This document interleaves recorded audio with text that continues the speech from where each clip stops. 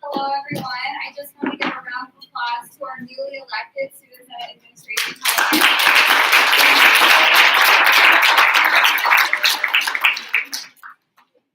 Jaden, who is going to be the treasurer, Alicia, who is the vice president, so another round of applause. All right, we're going to hop right into it. So let's start with students speak out. If there are any students who speak out this evening, you have 2 minutes to speak. You can tell us where you live on your off campus and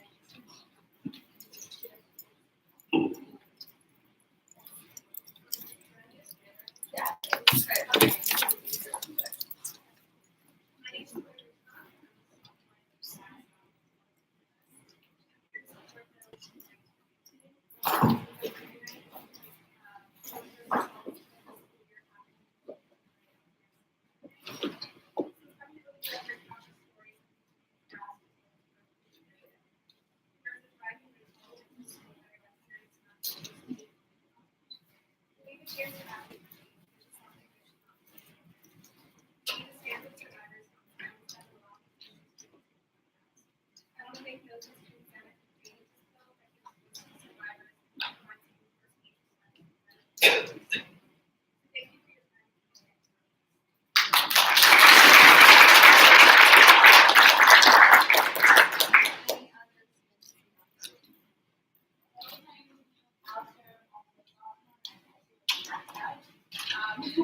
I also advocate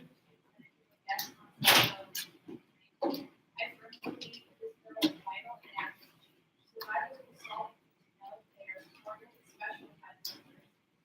We need tools in place to uplift survivors and rather than pretending to help exist. Brave Student Senate has been incredibly active in advocating for survivors in the past 9 years.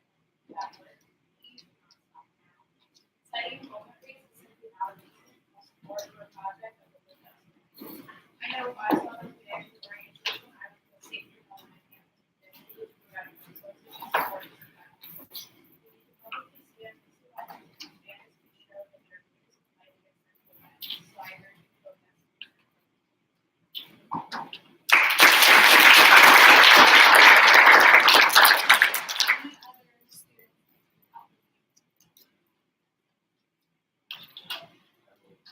My best to speak loudly.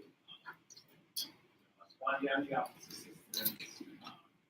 First of all, I want to echo the congratulations to the news and one, the elections. What I'm going to say is not anything against them at all, but about the elections this year, it's pretty sad that as someone who is graduating this year, to the part that only 600 to 700 votes people voted this year compared to say 2,000 or 4,000 previous years. It's pretty sad to see that as a student. Someone who's been active in the last 4 years, and I'm very concerned that people feel comfortable that they don't even take part in this involved.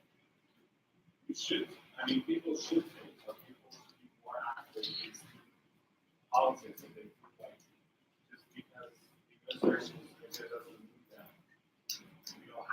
run another ticket or something like that. The fact that there's been only one ticket for the past 2 years, in my opinion, is shameful. We're trying to be a democracy as this body is trying to be. And again, I'm not looking at it, I'm just letting it concept as was. So my hope is that in the next few years, that Senate tries to help bring more students out to vote, whether that be election reform, like we tried a couple of years ago, make people more independent instead of just another single ticket, something to try and bring up with more active politics. It's pretty sad that there's only 600 people voting and not thousands upon thousands the way that we're trying to do. So, like I said, I'm not bashing anyone here on the election, but just need to move active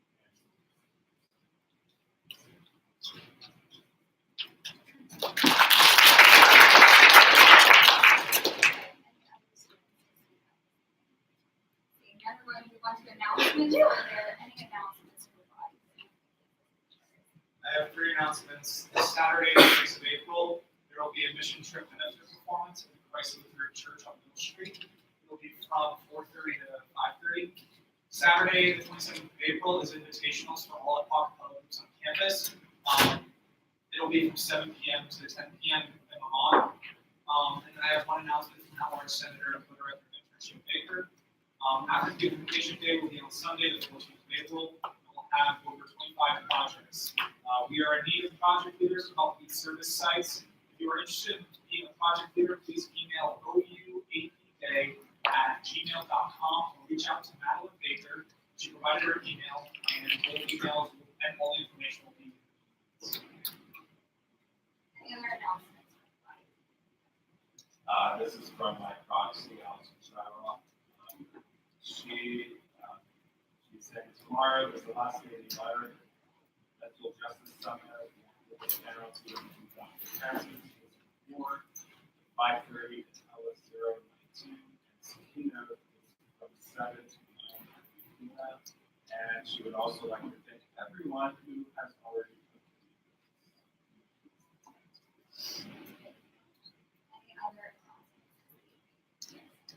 This goes along with Athens Beautification Day, along with City Hall and Athens Arbor Day Committee. I'm hosting an event for that to retreat committees that want to take part. Please reach out. I'm really excited to be able to bring an author to campus next week.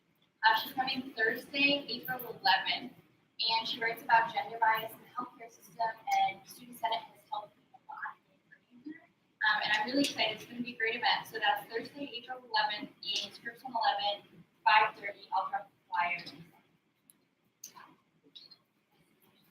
This Saturday from 11:30 to 5 is the International Street Fair. But it's a lot of fun. I would suggest bring money because you will be really there like I do every single year. It's super fun, a lot to do. It's Mom's Weekend, so if you're thinking something to do with your mom, you're there. Super fun, or whoever's here on campus too. But 11:30 to 5. Of course, you like wear Howard Ball. Here, go for them. Okay, seeing none, we're going to move on to our first presentation. Sorry, I just wasn't a part of the body, so I didn't say anything. But anyways, hey guys, I'm Ashley. I'm a senior here at OU. I'm a poli-sci major. So through my time here, I realized that even though that we have the opportunity to go to like alumni nights and things like that, it's in an environment which is very professional, and you might still be timid to ask certain questions to go forward with your future. So I thought a really good opportunity to host would be learning from people who were just in our shoes, which would be grad students. A lot of us, I feel like, especially at Ohio University, don't really have working relationships with grad students, and I understand a lot of that reason could be because like they are our TAs, they don't have classes with us typically, but nonetheless, I feel like there's a lot that we can learn from them. So I'm collaborating with some poli-sci staff and also, as I mentioned, grad students, and we're hosting an event this April 10th in the Bentley Annex Room 202. The flyer's a little bit more explanatory, and then I've got paper ones too to help remind us about the event. So please come.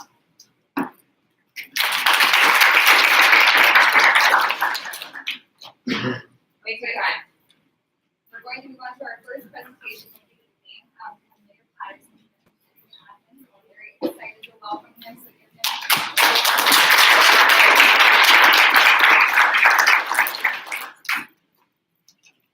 Thank you, Madam President. I want to thank the outgoing executive, student council, student senate. You guys have been awesome. You should all be proud of your executive council. They have worked really hard. I know you all worked really hard. So thank you to you, those of you who are outgoing, and the incoming group. I'm excited. There's going to be some exciting things coming out. There's going to be, I think, some really exciting things coming out of this body of student senate. You guys, you almost said what I wanted to say. We talked about the city. Athens Beautification Day. We talked about International Street Fest, which is one of my favorite fests here in the city of Athens, to where Jason helped me out. There's 120 nations around the globe that are represented here at Ohio University. It is this university that makes Athens the rich place that it is. And what we in Athens like to do is translate Appalachia to those who are coming here for 4 years, for 6 years, for whatever. And hopefully we enrich their lives so when they go back to the countries they came from, or hopefully they stay. That there's learning on all sides. That's so important to who we are. It is. All of you make this city rich and vital and important on the world stage, because without you, there wouldn't be much left, quite honestly. Those of you, most of you know who I am, or I think you do, and if you don't, I've been mayor here in Athens this is my 4th year of my first term. Before that, I was on city council and teaching here at Ohio University as an associate professor in the psychology department for 18 years. I am also retired Air Force / Air National Guard, which I served 22 plus years as a Air Force veteran. And prior to that, I was a transplant from Portland, Oregon. I came here back in 1998, and I have never looked back. This place is enchanting. Mallory and I were just talking earlier, and she said, one of your student senator colleagues, and she said, I could have graduated during the winter, and it would have been okay. I would have graduated and moved on somewhere else. But now that I'm graduating in the spring, I don't want to leave because Athens is so beautiful. It is, isn't it? It's just this is a cool, hip place. And trust me, you will never forget this place. You won't. And so all too often I hear people go, who come back, and so a lot of them come back and move back, and it's like, I was away, I graduated from OU, I've come back because there's just something about this place that brought me back again to make it my home. It is that special place. But again, it's because of you.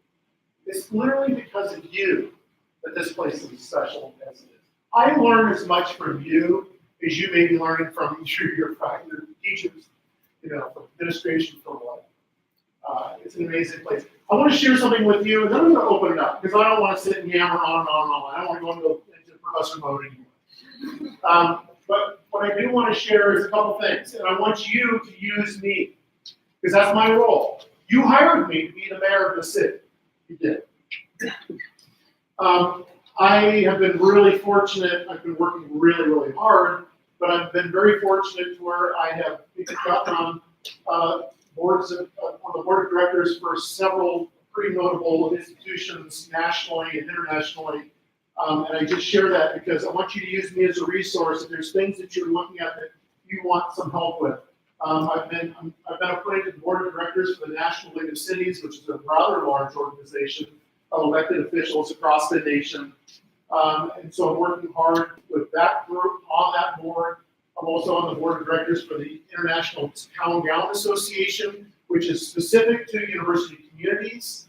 And most recently, I was able to lobby to become part of a group that if you didn't have a population 6,000 plus, or 60,000 plus, you couldn't belong to this group. And what I'm referring to is what's called the Ohio Mayors Alliance. The Ohio Mayors Alliance is a group of the 30 most populous cities in the state of Ohio, which is great. They get together and they talk about issues that affect them, and they lobby hard for things at the State House. Southeastern Ohio, as you can imagine, has no city that is 60,000. None. So there's the whole southeast quadrant of the state that was really devoid of having any voice with this group that has a lot of power.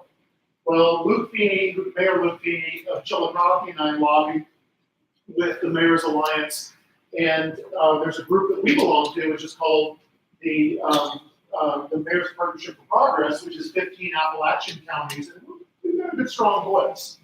But anyway, we lobbied the Mayor's Alliance, and just last week the Mayor's Alliance voted, and not only did we were hoping that we could get maybe become an affiliate member or maybe an associate member or whatever. They voted and they decided to give us a seat at the table.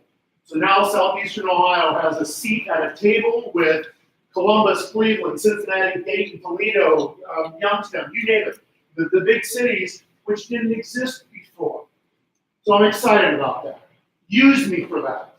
Reach out to me and go, Mayor Patterson, I need some help with something that's going on that I don't think is right. It might be Senate Bill 11. I don't know if anybody here knows what Senate Bill 11 is. I'm certainly fighting for Senate Bill 11. Senate Bill 11 is the Ohio Fairness Act. It is an act that is to make sure that the LGBTQ plus community has equal housing, has equal employment, and isn't discriminated against. I jumped in early on that one and said, you know what, this is such a no-brainer, it's ridiculous. We shouldn't even be having this conversation. But we do, don't we? You know, I just came from a meeting with the local Planned Parenthood chapter. Women's health care, reproductive health care is so vitally important to me, and it should be to everyone in this room. You know, it is to me for this simple reason. I'm completely outnumbered in my household. I have my wife and 2 children, but that's not it. It is what is right, right? So use me in that avenue if you choose to. I attended just recently a really interesting, this is at the National League of Cities, an interesting group on racial equity, and was literally transformed by stuff that I was ignorant to. I was ignorant to things like the disparity in terms of lifespan, of children's mortality rate, of employment, of education, of things that were, it was like, you know, and again, I, like some of you, was ignorant to some of the things, and when I'm looking at it in its totality, it's not one-offs, it's not just education, it's not just healthcare, and it's not just medical delivery, it's systemic. So be involved, educate yourselves, because you guys, you're our future. You're what are going to be the mayor of this city someday, or some other city, and I encourage you all to do it. All right, I'm going to jump off my soapbox.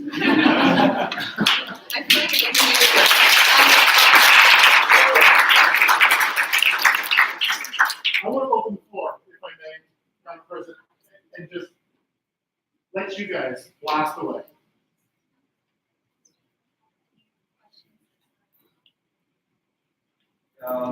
So I really admire the fact that City Hall has a lot of effort into like modernizing the city. A lot of our assistants, like the body can the smart park theater. I was wondering if there's any future initiatives that students should be aware of in the near future. I brought this up last year. The city of Athens is still on the short list to have an autonomous shuttle. For those of you who were here last year, you remember, and there were some great comments. I had some great comments about, what about safety? You know, what happens? And I shared that these autonomous shuttles still have a safety driver on board. But we're still looking at that. Something else that we're looking at, and I just can't leave this room.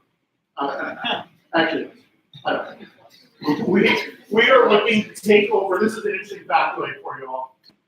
AEP owns the vast majority of lighting in the city of Athens. So the street lights that we see out there, they're AEP, they're old sodium vapor lamps. They're inefficient.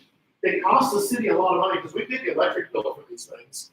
And so we're working with a company that specializes in taking back your own public right-of-way infrastructure. In other words, they're going to help us work to getting our lighting back to where we control the lighting. And once we do, we're going to flip out these old sodium vapor lamps to LED lighting, which is, to me, is like, why am I living in the 19th century, right?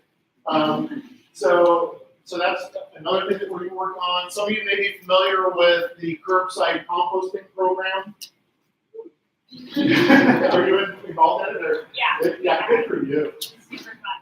I don't know you. No, it's great having that program. We're hoping that if it continues to be successful, that we can someday open it up to a citywide service, which will be an opt-in program as opposed to pushing it on to people. To have it be an opt-in program, that's something else. I'm glad you asked that question. One last thing along those lines. One of the things we're really looking at closely, and hopefully we can get there, and it's going to take more than the city of Athens, is something called a methane digester. A facility that we can take feedstock that is organic, it can be sludge, it can be a number of different things, and put it into this, and it'll turn it into energy, so it'll power things. And more importantly, it can also make green natural gas that we could use. What I would like to do with the city of Athens is split some of our bus fleet, which really isn't ours, it's Athens Public Transit, but turn it into gas-powered buses instead of diesel, fossil fuel buses. One last thing, I say the last, so bear with me, I say one last thing. This is not really a high-tech thing, it's something I've been working on for, it's hard to believe, almost 4 years now. We are so close to having a new bus transit line that goes from Albany to Nelsonville through Athens and really opening up transit for people who have the most need for transit, for healthcare delivery, for jobs, and really for quality of life, just to get around and be able to explore other places. So it's a start, and I have been pushing, and I've been able to stitch together with the great partnerships of Ohio Health, of Integrated Services, with the Osteopathic Heritage Foundation to put together almost $95,000 or $85,000 to do this pilot. So thanks for asking. That was a mouthful. Yeah. Among the wonderful projects that you and the city are pursuing, Yes. are there any discussions about potentially the city of Athens creating their own science city? Our own bias. Especially after net neutrality was kicked out by the FCC. Our own ISP. We haven't really gotten into that conversation in detail. I can share with you one of the things that the city has done by design is every time we open up the city streets, we put conduit underground so that in the future, what I want to do is have fiber connectivity between all my municipal buildings. But what I also want to do is set up something to where on Court Street and on Union Street, what I would love to see, I'm just going to leave it at that, so bear with me, would be citywide free Wi-Fi out there so people can sit outside, enjoy, and have their connectivity, but not just having regular Wi-Fi. I want to take Athens to a level, and I'm in conversations with people, and I think we can get there. For me, I can never get the fast enough. Is I want us to be a gig city. Plain and simple. Why shouldn't we be a gig city? Then with fiber, we can get there. So we're going to start planning to string fiber through our conduit and work on it. May I ask a follow-up? Yes. Sounds like a great idea. Are there any plans to increase data privacy and protections for consumers of this internet service? We would have to work through that. Yeah. Just to make sure that all consumers don't get their data, used by larger corporations. Yeah. So, Sure. thank you so much. You're welcome. I kind of wanted to add to that. First off, thank you Thanks for having me.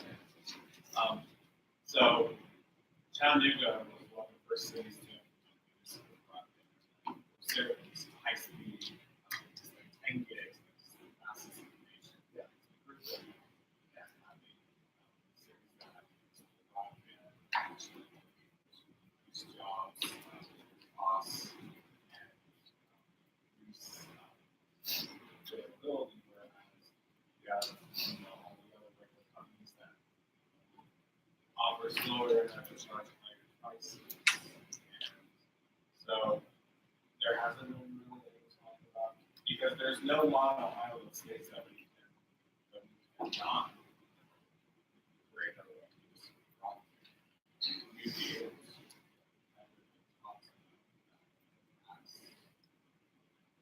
to There has been talks about it, locally there's been a lot of talk about it. And it's beyond just Athens. And then those 5 school districts are able to rent fiber out to other places. Then they wouldn't have to sit and worry about, an individual who's working on their Scripps College of Journalism, midterm, their term paper, and having to use their cell phone on their grandmother's house 10 miles away and try and print out paper, which actually happens in this county, which is crazy, is it not? I live in Meigs, and it happens, unless you're on a main road in Meigs. I'm grateful to live in one, but if you don't, and I've known people that don't include some of my family members, you're out of luck, you can't get online. I'm with you. And not to diss McDonald's. Even though after Superside, I never did one. That's me. That's just me. Is to see K through, well, not K, but to see 6 through 12 students having to sit outside the McDonald's parking lot because that's where I get my Wi-Fi from. It blows my mind. This is what world we live in. But we're working hard at it, so know that. And I am really leading this broadband charge, and along with your president. I have to say, President Nellis, one of the things that he sat there and said is, we've got to do better than broadband. So he, to me, was a breath of fresh air to go, look. And more importantly, it's parity. I can't figure out from the life of me why it has to be something like, 1 gig down and 10 megs up. Why isn't it 1 gig down and 1 gig back up? So that someone who wants to work in the e-commerce world can sit there and go, I need to upload a lot of stuff, and I can do it fast and effectively. So I can compete. Think about this for a minute. I'm going to say one more thing about broadband. Please think about this and think about it hard.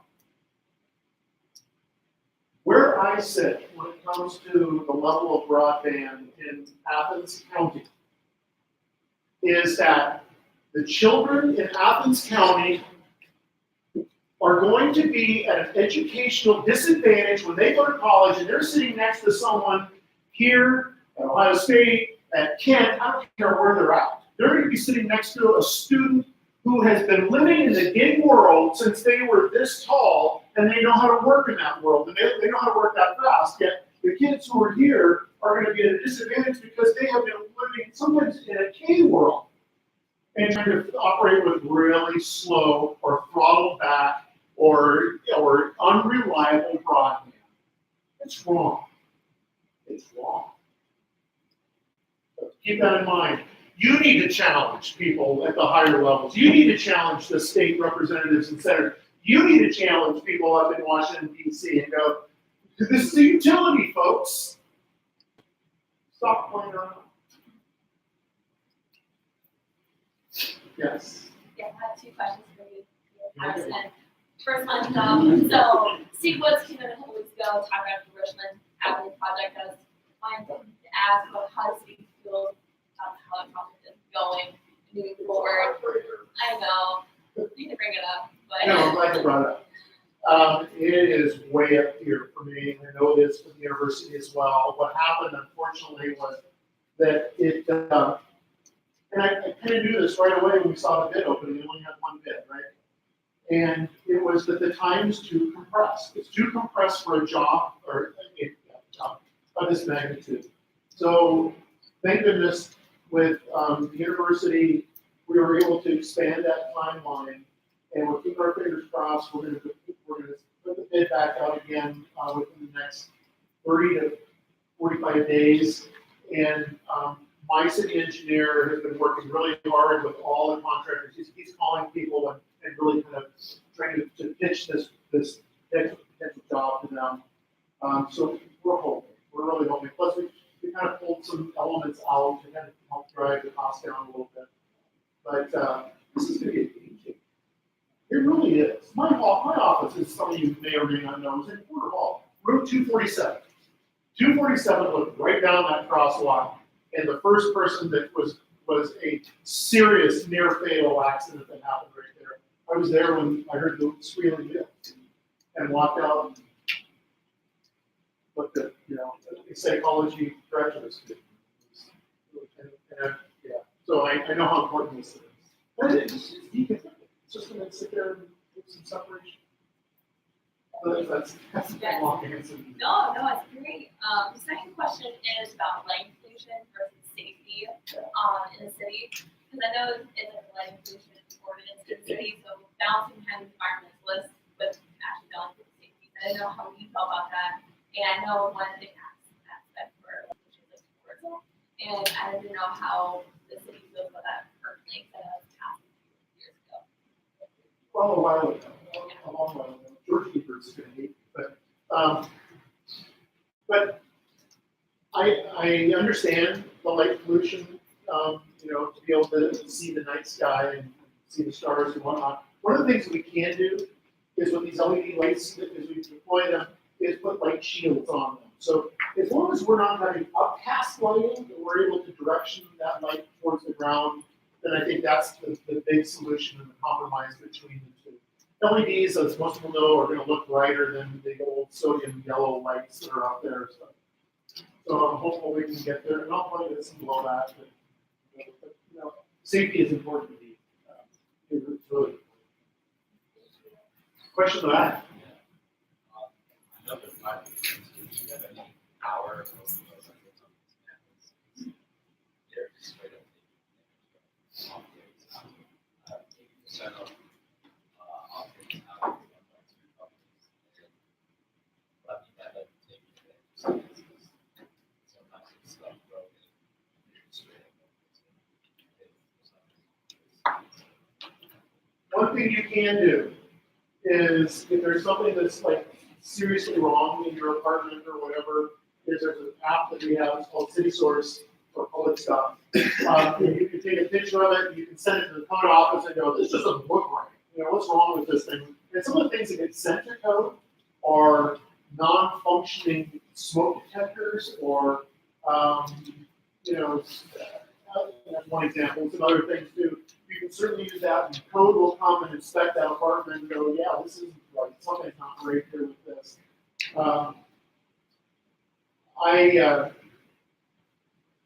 On occasion, will meet with landlords, not all of them.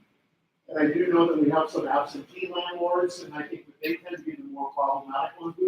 There's more than two who control a lot of the rental stock in the city of Athens. If you think about it, Rivergate is one.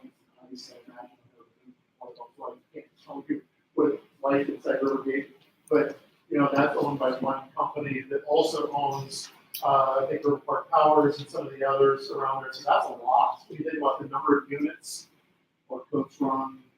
But that City Source or Public Stuff app is a great app to use. Notify the city that something is not right with this particular rental. Yeah, you're welcome. Time for about 2 more questions. 2 more good questions. Parker's got a good question. It's a probably a little small scale. At city council this week, I think they brought up the city walking tour that a couple of different city officials will be going on later this month. Yeah. I just wanted to share a little bit about that. I know we had previously talked about it off campus safety tour. I don't know if this would be similar to that. Well, yes and no. There's 2 tours that the city puts on every year.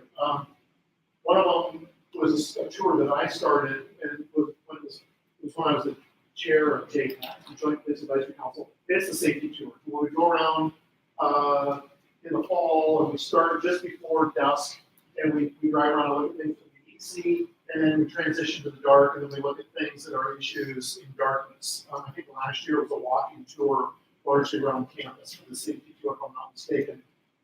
Yeah, we wanted to do both. It didn't happen, but I think in the future it's good. It sounds like it's better.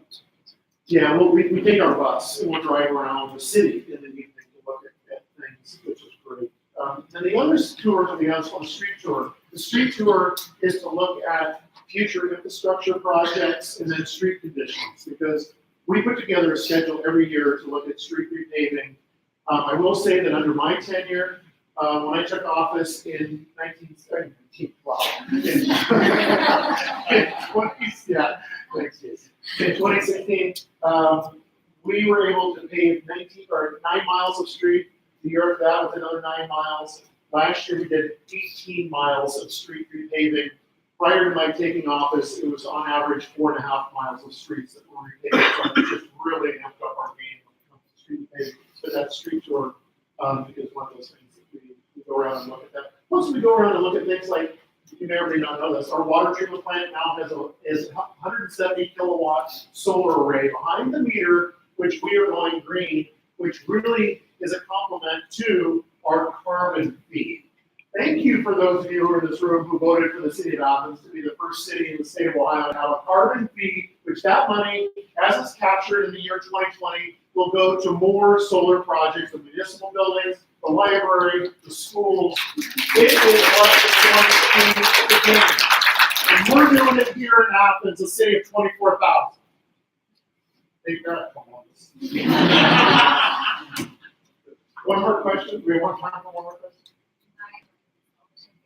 You get the last one. I never do that. I actually have a question about bird scooters, and if that is still a conversation that the city is having. Can I turn it around? Can I turn your question around? Sure. I need to ask all of you. I really do. This is the last mile, this is the first mile, last mile solution, option. What do you guys think of e-scooters? Give me snaps, yes or no? Yeah. Okay, give me snaps for no. Okay. Bikes have been a larger conversation I have heard, and I'm not sure if it's possible to do both. I know that bird is one scooters, but I think that there are other companies. Lime does both. There's a company called BioBike or BioBike, B-E-O-Bike. They do both. So there are both options. They're all dockless now. It is an interesting topic. I'll share it with you. So if I do, I was at Cornell for New York for a conference. It's called the Regional International Countdown Association, and I was on a panel talking about transportation. I was the person talking about our experience this one time with meeting with the different e-scooter, e-bike companies, and some of the legislation that we're exploring right now for the city of Athens. And we'll be doing another one at State College, New York, at the International Countdown Association. It's a hot topic, and I'm going to share with you. There's a lot of university communities that they're concerned. There's concerns about them. There's concerns about seeing clutter on the sidewalks and the accessibility issues. There's things you can do though, so I want you guys to know they can do things like geofencing, where there's certain areas where these e-scooters can't be ridden. College Green would be a great example. If they want a College Green where there's a no-ride zone, the e-scooter companies and e-bike companies will work with you to make that happen. You can also do geo-speed controls to where they throttle them down in certain areas because of congestion. Or you can flat out tell that company, you're not welcome here. It's interesting, I had a company come to us and say, look, we would like to be the exclusive in the city of Athens. And I looked at this person and I said, oh, that would be like me saying I want Ford to be the exclusive car in the city of Athens. How do you do that? So we're exploring it. And we're working closely with Ohio University to make sure if and when this comes, because it is a mode of transportation, and it's a green mode of transportation. So reach out to me. If you haven't yet, email me if you have your own level of concern or level of support one way or the other. I'll wrap up with I'm gonna miss the outgoing class. I'm gonna miss all of you who are graduating, whether I know you or not, because again, you guys make happens what happens. And for those of you who are going to be continuing on for 1, 2, 3 years, I really look forward to working with you, as I do plan to become, or to stay on as mayor of the city of Athens for many years to come. I've got a 12-year vision, and I'm 4 years in, but that may require you. Thank you very much.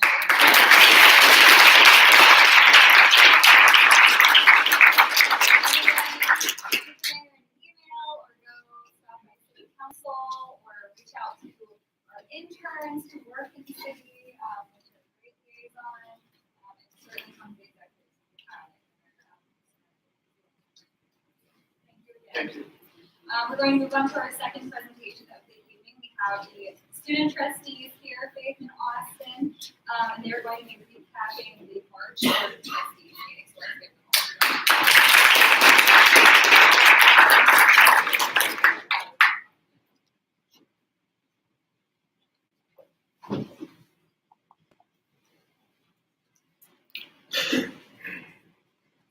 This one? Yeah, got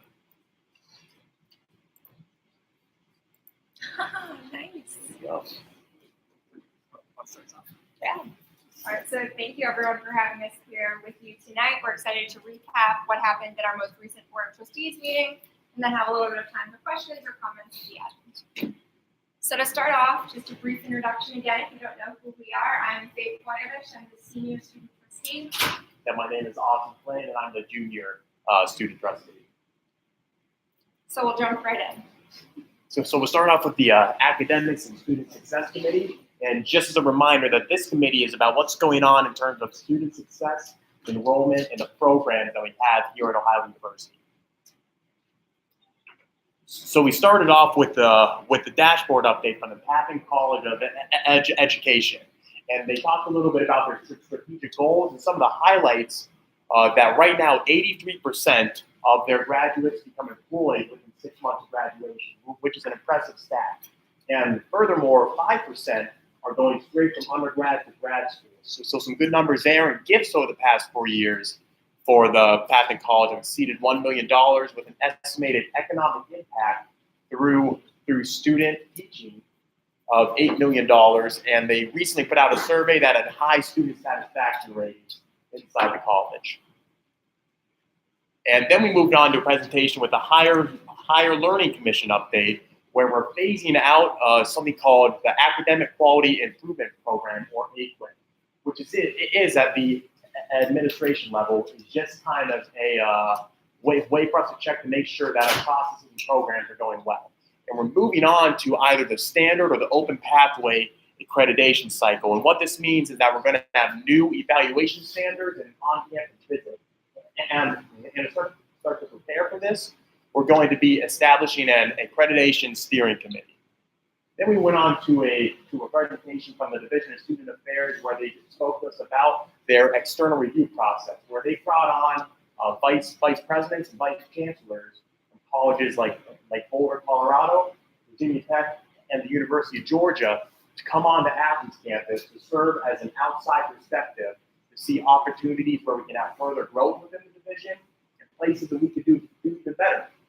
And so they came on to seek out perspectives from some university stakeholders, and they came up with the following recommendations. So I'm not going to read through all 20, but a big one is a third, where we're going to reorganization and realignments. So there's going to be a new position with the director of processes and assessment. And something very impressive with this is that through this realignment, nobody's going to lose their jobs, and the budget for the division isn't going to increase. So it's a really impressive thing where we're continuing to get better and better as a university. Next, we had a presentation on the career and experiential learning fee update. Right now, the current investment on the Athens campus is $491,000, and with regional campuses, we've invested $76,000. These have gone to enhance personnel, such as 3 additional career coaches for our regional campuses to help get students jobs after college, to take the knowledge that we get here at Ohio University and take it outside these walls. Some of the outcomes that we have a DC internship program for some of our students who work for members of Congress or members of the Senate to go in and make a meaningful impact at a legislative level. And also more enhanced career development support, forward again to get our students jobs after college. Then we went on with the SmartWorks Lean Improvement, which is a project starting up that'll mix redundancies inside process for Ohio University to help us save money. We have some presentations that prove the concepts in place, like the mail services, a time clock, and the Department of Student Affairs graduate assistant hiring process. For example, in terms of the mail services, through these Lean work systems, they've been able this year to limit their driving miles by roughly 15,000 miles. Not only is that helping out with the university's budget making better use of our resources, but it's good for the environment. So a lot of good things coming from there. Next, something exciting is that our nursing program is going to extend to the Eastern campus. And why this is cool is that it's something different in the way that this program is coming about out of a response to demand. The community inside the upper Ohio River Valley needs more nurses. And hospitals like Wheeling Hospital reached out to Ohio University saying, we want to hire nurses, but there's not enough. So we're going to expand the program as a satellite to the Athens campus BSN program. And we hope for enrollments by fall 2019 that's pending approval from the Ohio Board of Nurses that we think we're going to get. Then we have some more approved resolutions from the meeting. The university is going to deconsolidate School of Dance, Film, and Theater. They became consolidated into one school a few years ago with the hopes of cutting costs. But it turned out that this didn't cut costs and it did increase the confusion. So we're taking a step back and we're back to make it better. And we have some name changes. A Bachelor's of Science and Master's of Science degrees are going to be changed to Parks, Recreation, Leisure, and Sites programs. Two programs that are going to be suspended due to lack of enrollment. That's our Health and Technology and our BA in Russian. And then we moved on to the Governance and Compensation Committee, which is just a review of how OU functions at a governance level. And very excitingly, we have the appointment of a new national trustee. John P. Gaynor is going to come in to serve a 3-year term. He and his wife are are devoted Ohio University alumni, reside in Florida, and he's a former president and CEO of Dairy Queen. So a real major player to come in to give a really great aspect and thoughts to Ohio University's Board of Trustees. Can't wait to have him on. And then we did the election of our new chair and vice chair for the Board of Trustees. So we've reelected both Chair Scholl and Vice Chairwoman Janelle Coleman to serve for another 1-year term on the Board of Trustees. And next, on the fifth. So I get to pass it over to me for all the fun stuff. Lots of buildings, some audit information. But starting off, resources, facilities, and management. So talking about buildings, energy, and maintenance going on at Ohio University and updates.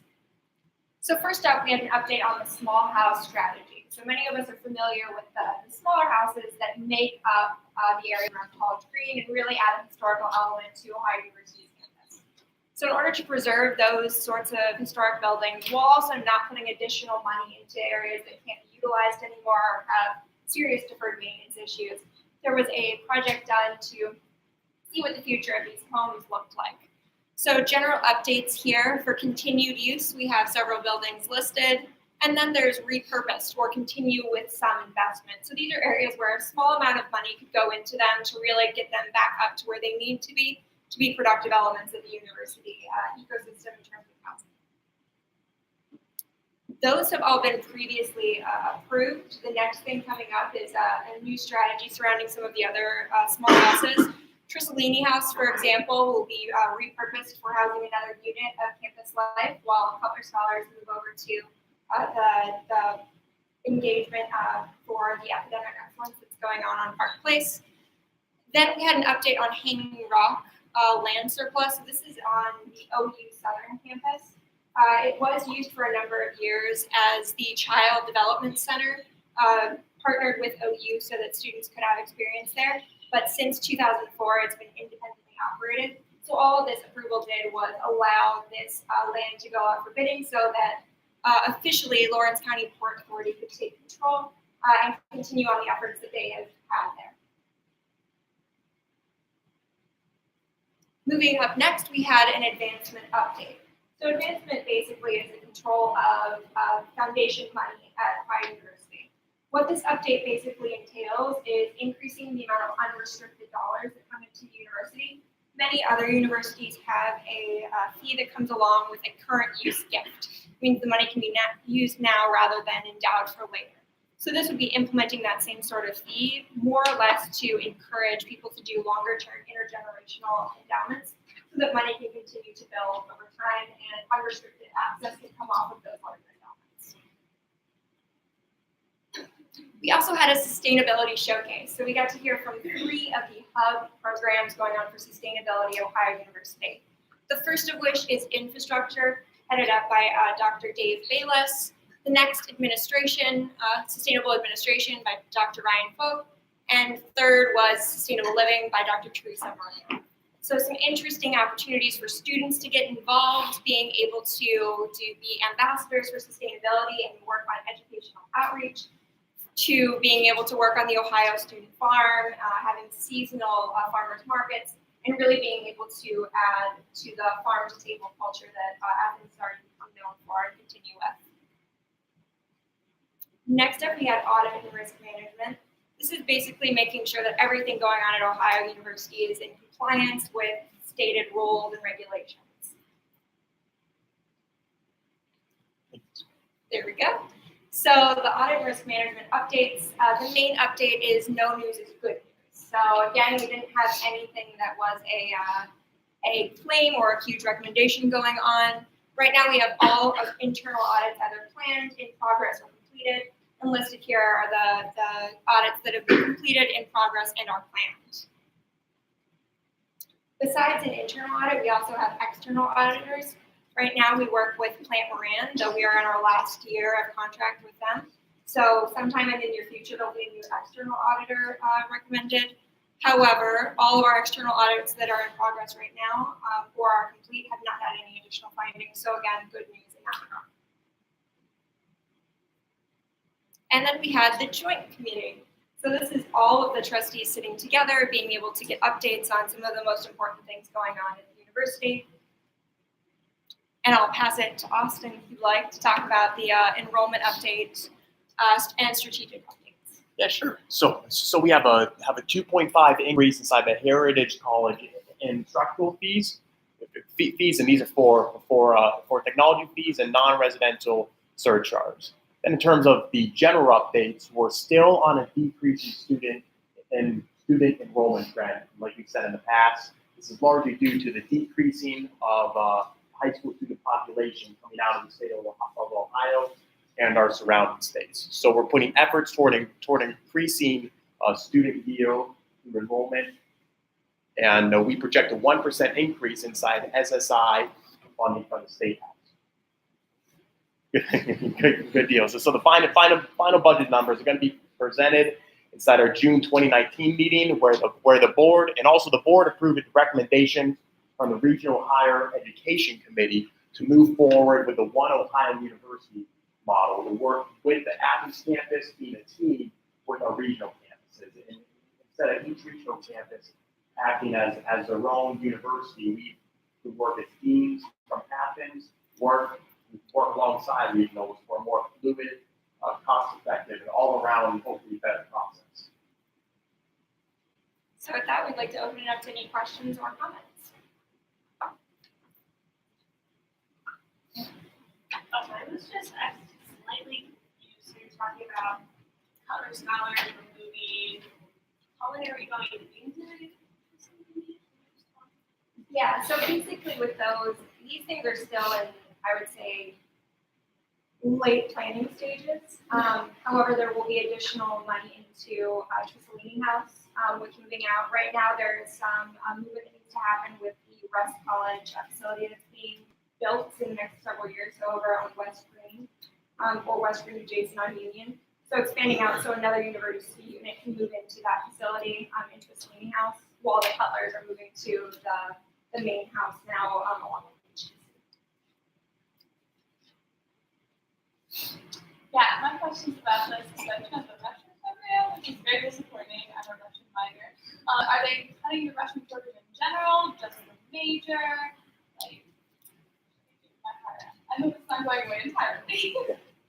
Yeah, I know it's a major. I'm not certain right now about the minor. The reason I know for it, I believe it was roughly, now the reason that we got to the board was due to low enrollment numbers on campus. We had roughly around, I believe the number was about 25 total students on campus. And the revenues versus costs coming in didn't justify the continuation of the program. We can follow up on whether it's the entirety, but it is also important to note that any program that is not being continued with at Ohio University, every student who's currently enrolled will be able to continue out and finish at least. Yeah. But we can get back to you. I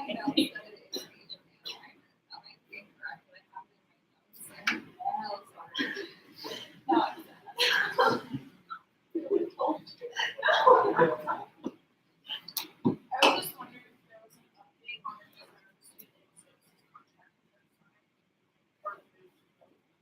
No, and now it's been approved by the board of trustees, and now we're just waiting on the signature from President Nellis to make it the official contract.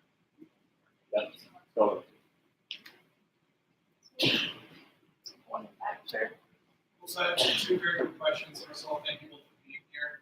My first question is, at the meeting, were there reasons presented to board trustees why they chose the former CEO into their board trustee member? Just specific reasons why? So the choice for incoming national trustees has to do with the process of being passed through university and then also being someone who's passed on and approved at the level of the State House. This person in particular is coming in as they've got a lot of experience as being CEO and being able to kind of make business connections in many areas. At one point, there are, some ridiculous number of Dairy Queens operating worldwide. So being able to expand out and just add that level of expertise to our board of trustees is helpful. Okay, thank you so much. And then my second question is, were there discussions about revising the 2075 carbon neutral plan at this board meeting? No, there wasn't at this meeting, but we'll be sure to keep that conversation. Thank you both Yeah, so much. yeah. I really appreciate your time. Thank you. I also want to thank you for coming. My question, the fee for gifts that you talked about. So my question is, how much is the fee that is going to be based on percentages, or is it going to be based on and then that part of it, where is the fee that is specific just to foundation?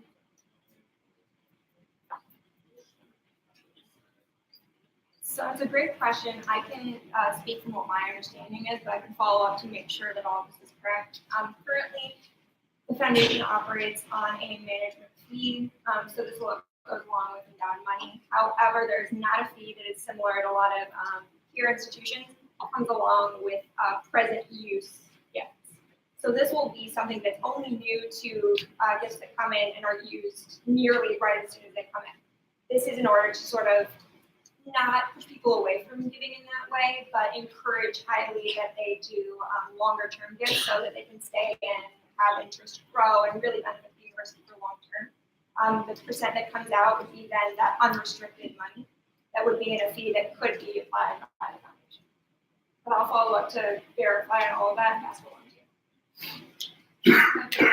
you. Questions.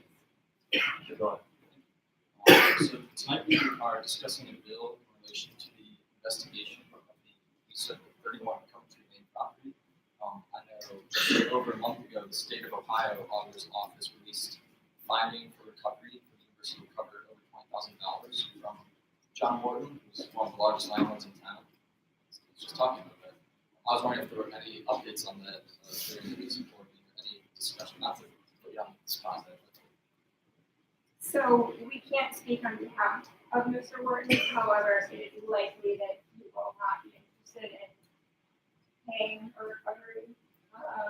That being said, it wouldn't be surprising if there was some sort of continued action. However, that should now go rather than through Ohio University up to the Attorney General's office. So rather than us being directly involved, sort of they're finding their process on all of this. Sorry, not the best answer, but conjecture for sure.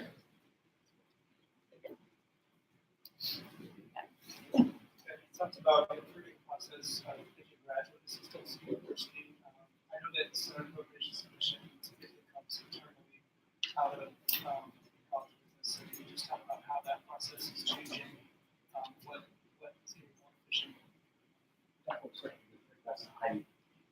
I read it this morning. Wait, I'm so far. Did you recall how it got more efficient? I will follow up on that. Anyone in the room has comments? Yeah,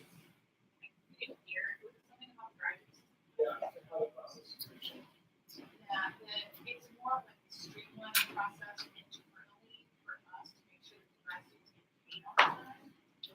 It doesn't really impact the process of choosing graduates.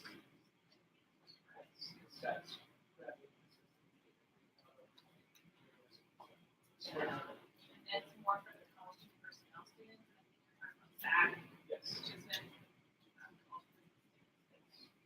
Yeah, so it is actually a different process. We can just check that. Thank you.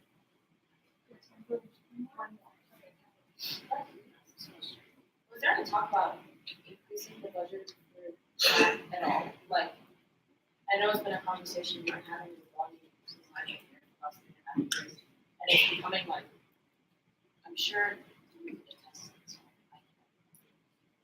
but like the sort of The increase in funding for student activities here on campus, We don't- specifically funding for organizations and programs. So from my understanding, the conversations have been mainly internal right now and have not made it to the point of the full board having a discussion. That being said, the board does understand that there is a need for money for students, especially as tuition continues to increase. Board members more thinking of their kids at this point, understand that there is a growing need and pressure for the cost of college education to become more affordable. So in terms of that, with the internal conversations, there's been some discussion of linking an increase in SAC funding to an increase in tuition. So say that tuition goes up by a certain percentage, 8% of that will go into an increase for SAC funding. It might not be a high percentage, but at least then built in, because we've been sitting at 0 for the last several years. Yeah. Thank you. Thank you so much.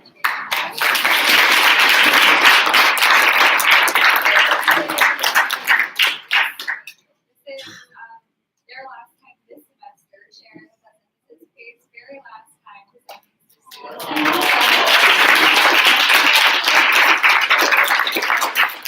And again, their office is right around the corner from us, so if you have to stop in during office hours. Okay, our last up is going to be super brief, and it's our DC networking trip. So we're going to have everyone here tonight.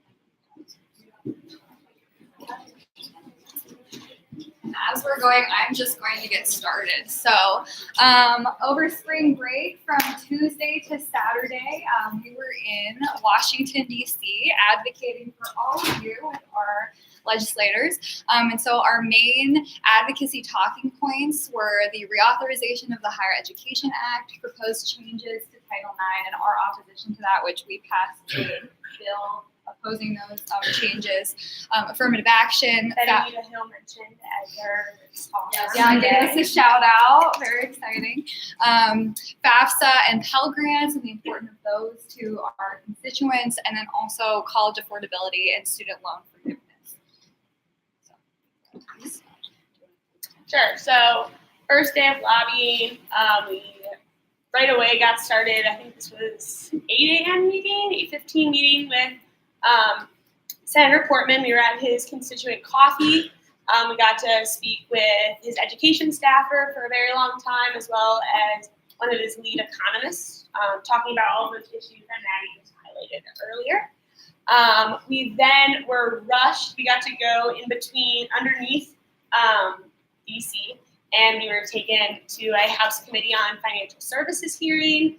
On the way, we saw Ted Cruz and Cory Booker, Marco Rubio. We saw a bunch of people, and as probably a lot of you all are, we were like nerding out. I know I was, it was the senators. And then we got to speak with a legislative assistant from Congresswoman Beatty's office from Columbus, and then an intern from Senator Portman's office gave us a really great tour of the The next day was another early meeting at 8 a.m. with Senator Brown at his constituent coffee. We met with his education policy director. He also met with Congressman Stivers, his his deputy chief of staff was with us. That was an incredible meeting. Congressman Stivers sat down with us for about an hour, talked with us about higher education, talked with us about sexual assault prevention, really in-depth conversation. He's the rep for Athens. He is He's our congressman, so he is very good. Then we met with Sheila Kant. She's the VP for Hillel International. We had a lot of conversations about voting rights, about sexual assault prevention, about just a lot of good conversations with her. And then we attended, in the evening, we had the main event, which was our DC networking event, which we had over 30 Ohio University alumni with, at the event, talking with us, sharing their opportunities. Wes Lowry was the keynote speaker from the Washington Post. He's a reporter for the Washington Post. Really, really amazing time. Next. At that networking event, I had the very cool opportunity to meet with former Student Senate presidents. Was very cool. And specifically Greg, who's on the far right, was the one who attempted to pass the constitutional change that would allow for students to be the final voice in the constitutional change process. So he was super excited, and also we haven't announced this yet, but our constitutional change did pass on the ballot yesterday, so that is very exciting. And he is very excited that, I don't know, 20, 30 some years later, probably more than that, 40 some years later, we kind of brought the cycle across. But this was a fun moment for me. I just look very short. I would just say all four of these, especially Greg, though, are just incredible advocates for Student Senate, and they really care about the work that we do. And any of us have the contact information for at least some of these people. So if you're trying to get to DC, using Student Senate as a resource is a really good way to do that, especially if you're on. Sure. So our third full day, Friday in DC, we took a breather, did not wake up at 6 in the morning, and we explored the city a little bit. We went to the National Mall and just toured around some of the monuments, the Supreme Court, the National Portrait Gallery. I spent a lot of time alone in the Library of Congress. That was really cool. The Museum of American History, Smithsonian, and then we had dinner with Greg and then Chad, who was another one of the former Senate presidents. And then I think our last one was just a huge thank you to John for planning this.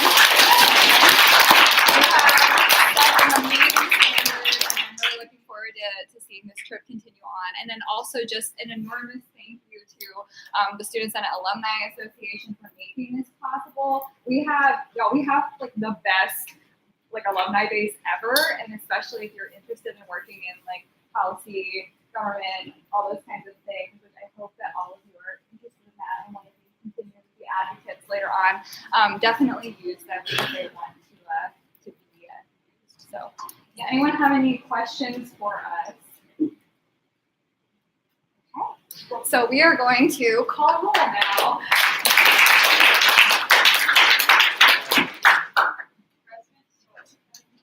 Vice President Burke. Present.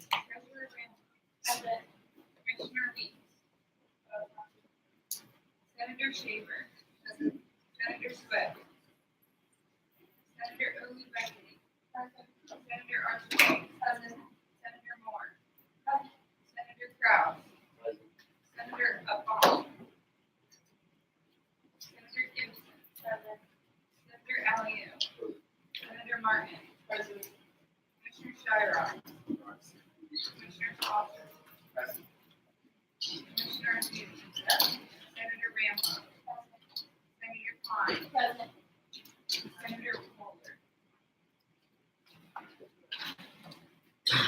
Commissioner Net. Senator Sweeney. Present. Senator Newman. Present.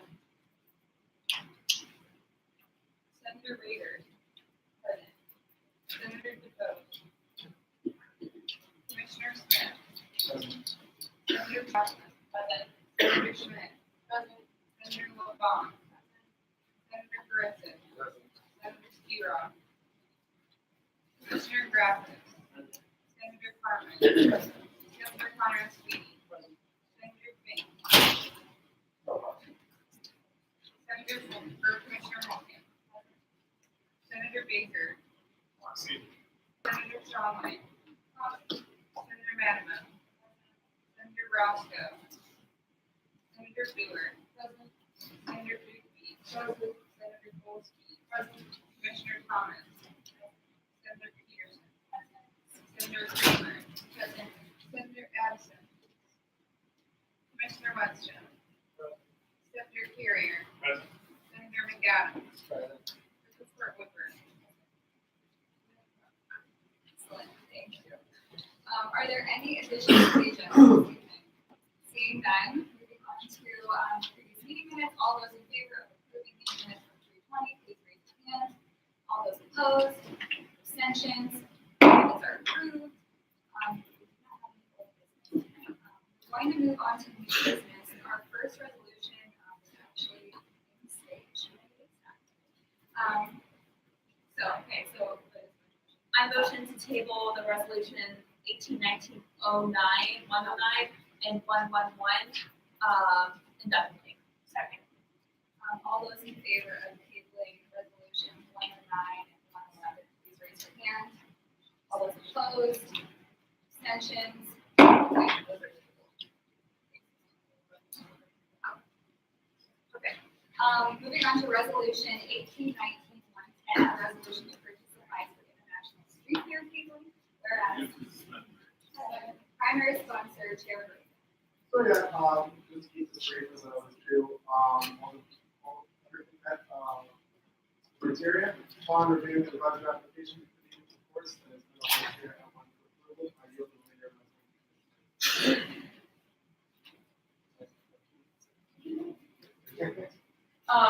So hi, like I said, on Saturday, the International Fair Station will be at the street fair, for a different reason, it's Amazon.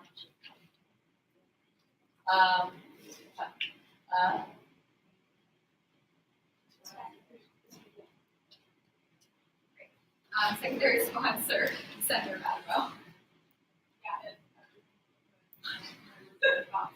Great. Is there any discussion on this resolution? Second. All those in favor of Senate Resolution 1819-110, please raise your hand. All those opposed, abstentions, resolution passes. Noted, one abstention. We're skipping Senate Resolution 1819-112, a resolution to pay.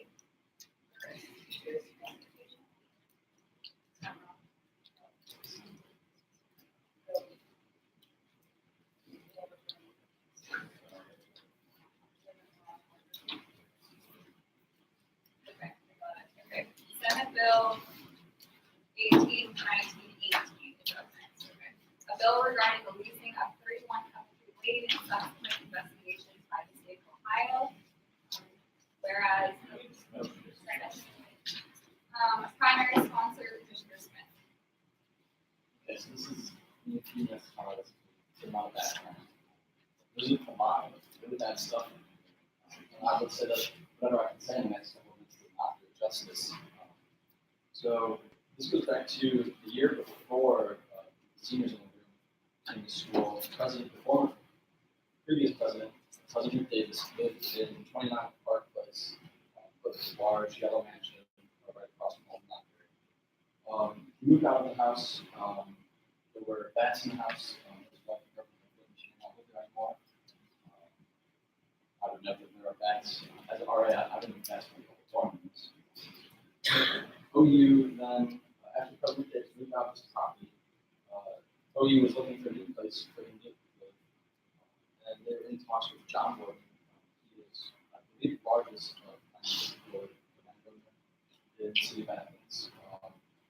And they're looking to purchase the house at 31 Country Lane, which would cost over $1 million. At the same time, Gordon had offered a $100,000 donation conditional to the purchase of said house.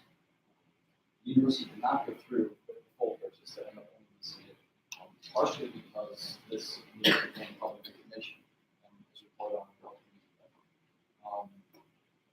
As a result of that entire transaction, the state of Ohio Inspector General Office opened an investigation in, I believe, 2015. So this has been going on for a while. They released a report last fall in which they found a quote, appearance of impropriety, and that it appeared that Orton received preferential treatment. Quote from the Athens News says the OIG further determined that Orton's various relationships with university staff in conjunction with his history donating to both Ohio University and the Ohio University Foundation provides the appearance that Orton received preferential treatment by the university when they selected the property owned by him as a temporary residence for limited basis.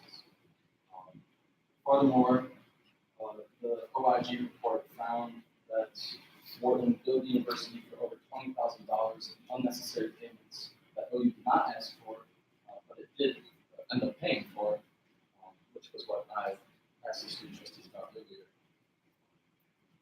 Specifically, this $20,000 was for fresh sod for the house and the new deck. In relation to the sod, the report now falls 62 pages, so there's a couple of different books in here. The university did question the cost of the sod and offered, Wharton gave an explanation. They found a, quote, a type of weed growing in the lawn. Quote from the report, Wharton explained that he chose to install new sod because it resulted in instant grass and was, quote, beautiful. It cost over $20,000. The State of Ohio Auditor's Office released the finding for recovery in late February, 2 months ago, or a month and a half ago, saying that OU must recover $20,000. Additionally, there's just a lot of, 60 pages. There's a lot of bad stuff, for example, and there's a lot of things in here that might not be illegal, but I still find extremely problematic. For example, I don't think that a town-gown relationship should look like the president of the university and largest landlord in town having each other on speed dial, having these extremely casual conversations. Additionally, OU paid $75,000 for all the furniture in the house to remain in the house. They did not take a full inventory of all the furniture, and supposedly it was worth more than what they paid. And after the lease was over, it was distributed around the university. Furthermore, the president already makes almost $500,000. I don't understand why we also need to be spending so much money to provide them a house and the furniture inside the house. It just seems absurd to me. So I would acknowledge that the president Nellis gave a response to the report that came out in the fall from the Inspector General's office. Personally, I was not satisfied with what it said. It's also kind of hard to find in the state's website and some weird charts a little bit. The state made a number of suggestions at the university about certain policies. Some of the responses were good, said things will change, but other ones just said the university already has a policy in place for this. Well, apparently it didn't stop this all from happening, so I don't see how that's saying it's an okay policy to have. Again, the finer details. It's very long. So this bill is essentially highlighting that this has happened, letting them know that we are very concerned about this, and saying that Student Senate wishes to get the over $20,000 back from Mr. Gordon as soon as possible. If you think about it, the OU is spending student and taxpayer money for the lease, or did pay for the lease on this property, in a pretty shady way that involves a major donor to the university. The donor, of course, is a landlord and has gotten rich through excessively high rents. Students were just here talking about it. And all the students pay for that with our own money and with our loans. And then he takes money and donates it back to the university. And at least it's house. After us, this conversation is special. I have like 2 sentences. Okay, go ahead. Sorry. And I find the entire relationship to be problematic because it also gives OU a direct and clear incentive to sit idly by while students are getting totally fleeced by all the landlords in town.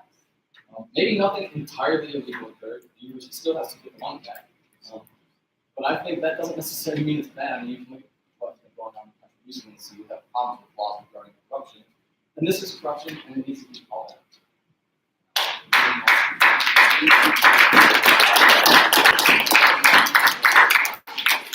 Secondary response to the sandwich. Yeah, so I echo everything Carter said. We had some lively conversations about this at our commission meeting.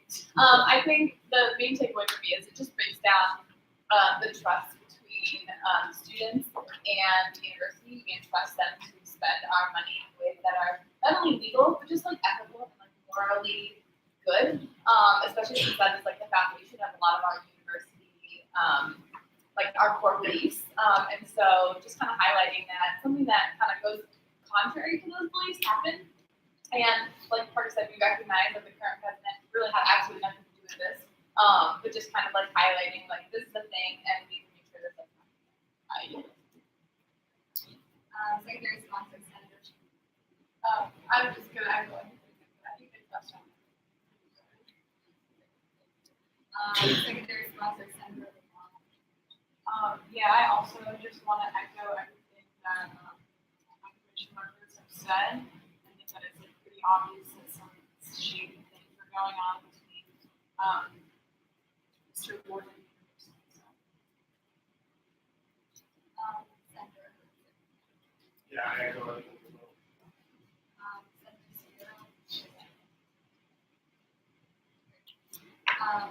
Okay, so is there any discussion on this? I just want, I don't know if you have a chance to read it out. I do just want to say like that, it seems like the point that the office commission is trying to make is that the university needs to figure out ways to make sure this doesn't happen again. And that is like the main thing. They want to see changes made to policies, and that those policies should be explained to the university committee, and specifically the public senates, just so that we're not making decisions that. So I think that the understanding of the main idea of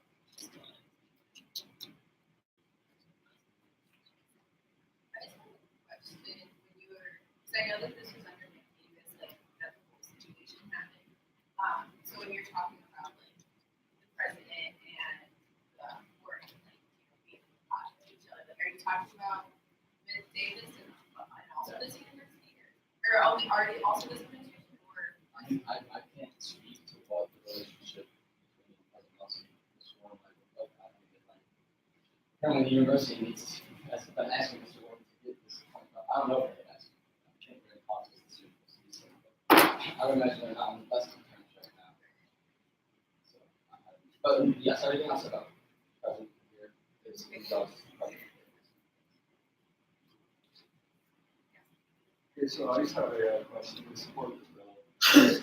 But, is there anything the university is currently trying to do, or what we are trying to do to encourage charges to be pressed, given Mr. Ward?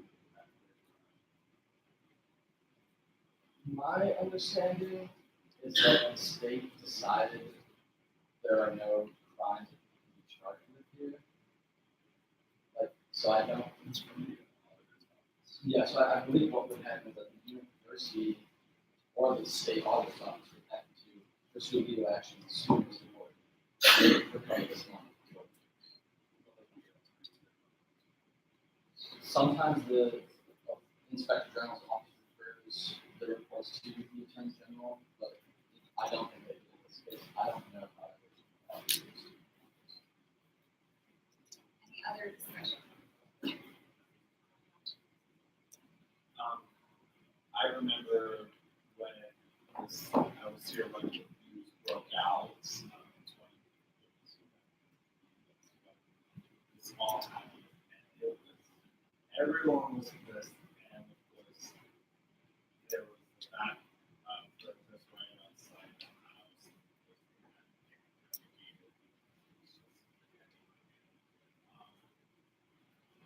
so, states that schools has to pay those $20,000. But at the same time, this whole thing has just been like a mess. And honestly, this should not have happened. Even though the previous year before that, there people were wanting to get us to stay in that house because he was the last president of any university that allowed us to stay on campus and cause stay.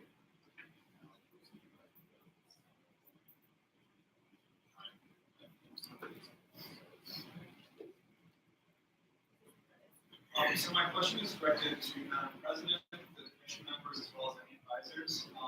All the advisors, excuse me. What can student senate, members of the student body, and Athens community members do to maintain that the university administration and Athens as a city can keep this from happening in the future? This is just an open question to how to make sure that this sort of thing doesn't happen.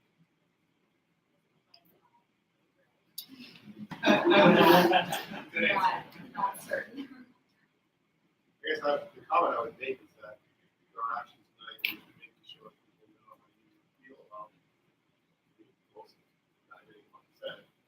That is the main way, right? Because every end of every resolution and bill is about, it gets sent to Jenny, myself, and my office, whoever you get it to. What I can say is that there hasn't been a bill that's been passed since President Ellis has been here that when essentially we discuss every one of them. So the call for action, some of them are information or stand that students are supposed to take. So certainly that happens. And I can't speak for the next student senate executive group, but the current one, we meet with them on a regular basis, and they actually always follow up and say, did you discuss Bill 18, 19, so on and so forth. So there's an expectation from them that we're reporting to them that what the university's expectation is and what we worked on. I think not to go too deep into the students here, when our bills pass and have discussion, I don't think there's bills themselves. There's not a bill that has been utterly ignored or not spoken about, not followed up with. I mean, I can't speak to the size of action students that has with the response to the university or response to me, but I can tell you that those are always discussed. And this is the third part of every student senate executive group always follows up with the action. Why not? Any other discussion?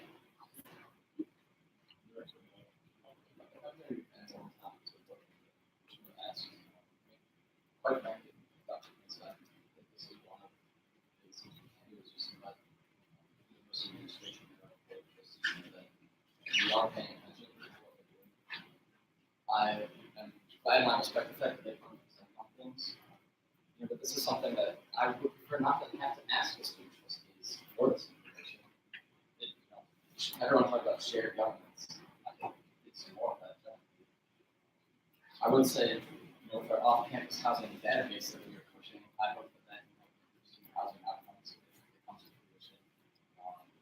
And having talked to people like Patty, for example, it is important to also recognize that things have gotten much better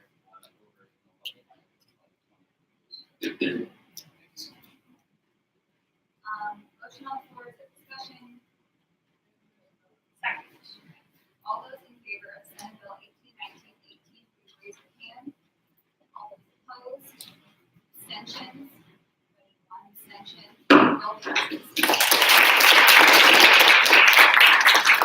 Senate Resolution 1819-112, resolution to pay for exceeded transportation, whereas second, primary sponsor chairperson. Okay, so secondary sponsor, Senator Radford. Yeah, so I'm looking at the budget now, and it looks good,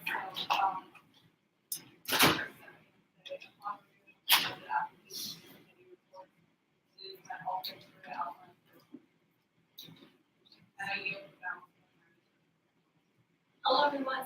unfortunately, Allison Chiron cannot be here tonight due to Environmental Justice Summit event, but she's actually at dinner with our lovely speaker, John Francis. He, I also talked about him before, he walked around the country in South America, not speaking in protest for environmental stuff. So, yeah, he speaks now. He's speaking. So basically, we got him all the way to Columbus, and we had a way to get him from Columbus to Athens. So we rented or booked a airport shuttle. So it cost $125 one day. So we had to get 2 ways because he's like stuck in Athens. We had to get back to the airport, and that's it. Is there any discussion on this resolution? All those in favor of Senate Resolution 1819-112, please raise your hand. All those opposed, abstentions, voted 1, abstention, resolution passes. Senate Resolution 1819-113, a resolution to update Chapter 6.10 over the International Student Affairs Commission. Whereas, second, primary sponsor for the clerk.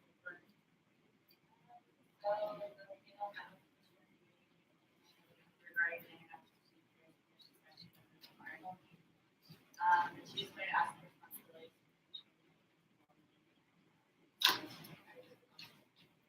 Secretary sponsors commission.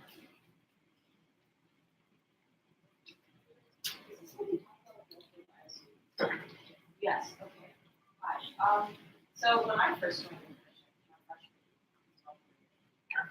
I like was I served as a non-voting member. I was a board. Remember who our previous national president was, which I don't think we were welcome there. We tried to really establish that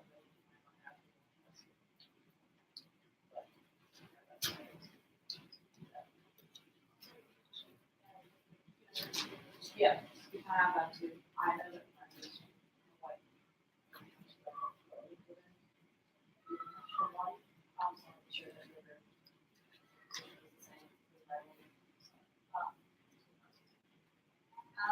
Chief Justice Milhon is not here. He's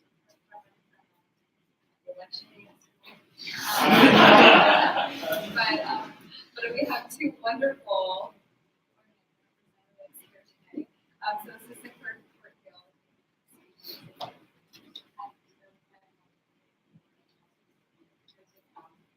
Is there any discussion on this resolution?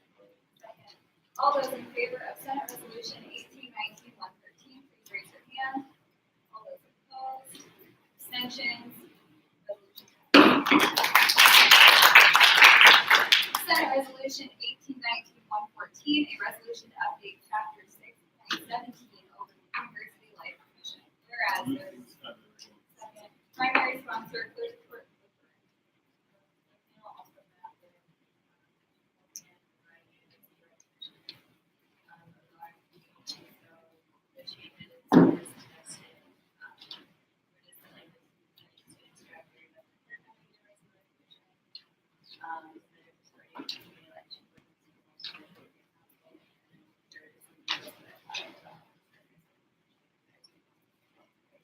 Secondary sponsor, Commissioner Wolfman. yeah, so essentially just solidify the actual number of centers that we're supposed to have. That was nowhere to be found in the March. I've just been collecting centers. Okay, up until this point. And then, yeah, we don't work directly with SDS, and we don't sit on. So, yes, it's part of my.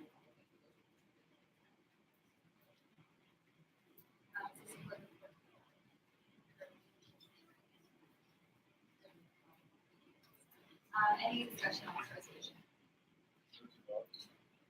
All those in favor of Senate Resolution 1819-114, please raise your hand. All those opposed, abstentions, resolution passes.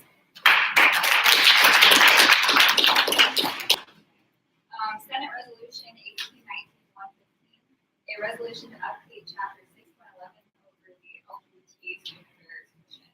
Whereas, primary sponsor.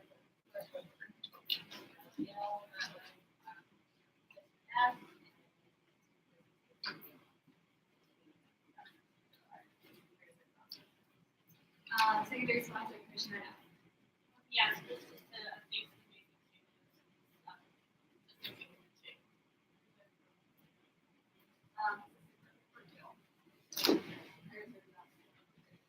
Any discussion on this resolution?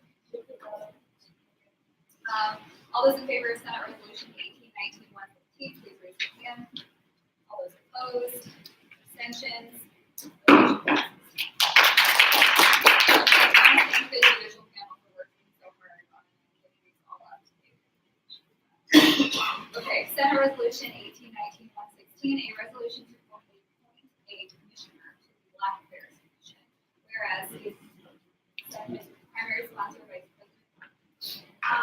So unfortunately, 2 weeks ago we had in the Black Affairs Commissioner position. Fortunately enough, we had someone set right up to that term.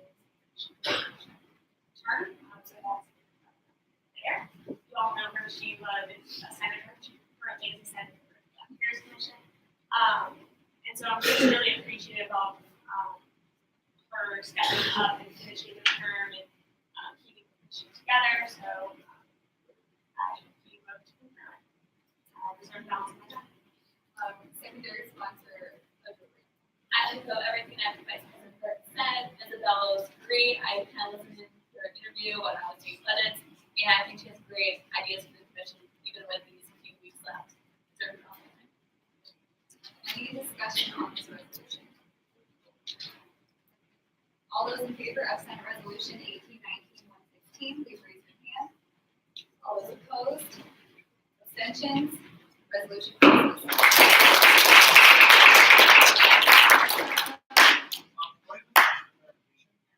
What happened to these things? That was one of those that we, yeah. Okay, so that's tabled.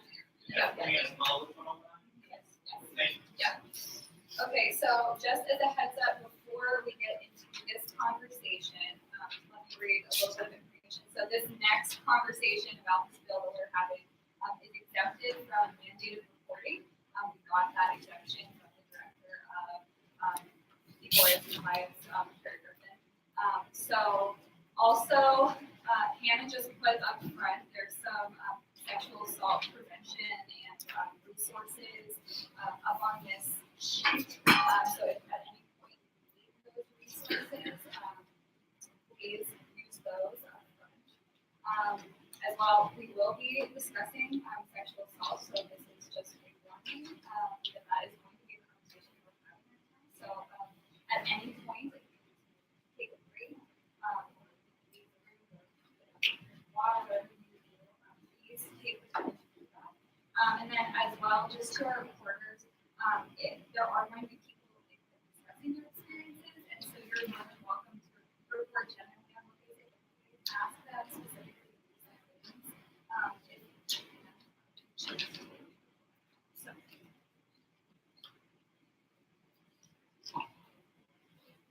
Oh, yeah, so mandated reporting exemption basically means that any reporters who are mandated reporters, so anyone basically here or technically RAs, with your staff are mandated reporters, you are not required to report.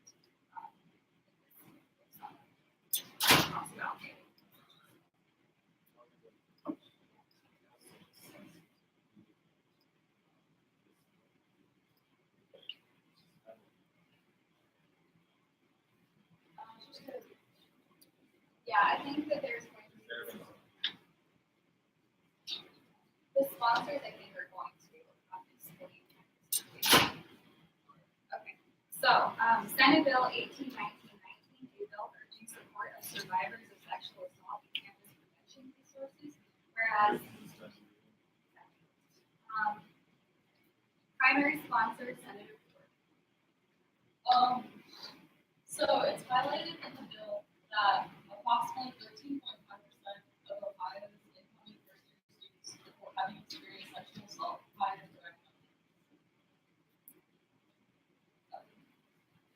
for the majority of my student year in high school, I experienced repeated sexual assault and sexual violence. I remember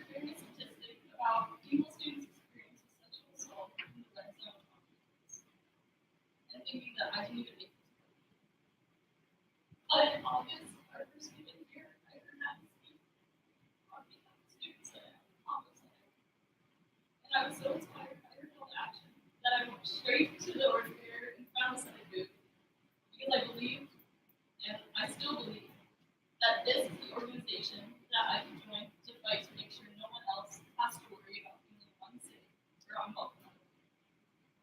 I have been so fortunate throughout my involvement with this project. I've met so many advocates and survivors who have supported and helped me, especially from this organization. Not every student at Ohio will be this lucky, but through this project, I wanted to create this kind of supportive atmosphere. I want to thank you, my commissioner, for seeing something in me in August and before you get to this position, and for all the execs for all your support without the project development. In summary, I really want to urge everyone to vote yes in support of this bill to support our goal to uphold this university's mission. I reserve Secondary sponsor, Commissioner. First one today, and kind of Caitlin for the bravery not only sharing her story, but also pioneering this project. As Caitlin said, we wanted to create this project as a public show to support survivors of sexual violence, making our university an example of what universities across the nation should be doing. In my freshman year, I was assaulted here at OU. During the months following this, I isolated myself, blaming myself for something that happened to me. That was until I started to get involved on campus my sophomore year and found my people from various organizations like Senate. This sense of community I felt both through my involvement and the presence of resources for survivors at OU made me feel safe and validated. To say that I was disappointed in the rollback of the support for this project is a bit of an understatement. It is disheartening to see the university and a community that I believe in so much not living up to my expectations of what advocacy and support survivors looks like. In sharing our stories, Caitlin and I want to emphasize that we do not want your sadness or apologies. We do not need every member of this body to raise their hand and condemn sexual assault during the debate. What we do need is for this body to continue to support survivors through pushing the conversations with the university about the commitment to end sexual violence in Review. Survivors are more than statistics. They are people who deserve to be supported by the institutions they are a part of. To end this, I want to point to something that Anita Hill said after commending our body for our work on this issue. We need to start with an institutional investment in prevention, not denial. This project is an investment in survivors. Prayers to vote yes on this. Thank you. So I am the next sponsor. I'm just going to give kind of a brief overview of what this project is, just so that we're all on the same page here. And so Caitlin had this wonderful idea last semester to hang up banners around campus on kind of where like the Ohio University, those types of banners, talking about support survivors, giving resources that we have on campus, including staff and members and stuff. So around campus, that is and we're receiving a lot of support from the university on that, and we're starting to find out what that might happen. So this bill is just an affirmation of our commitment to this project and how important this is to members of the body. And I would say to our constituents as well. And so that is my 2 cents. I'm constantly inspired by this body.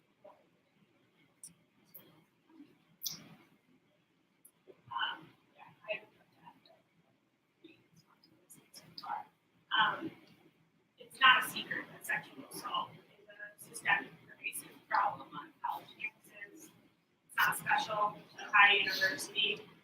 And although OU has been getting a lot of press this past year, I am proud of the work that OU does to support survivors on a daily basis, especially the survivor advocacy program and through other programs that the university puts on. I think that is why there are more people reporting their assaults, is because they feel like they are in a safe place.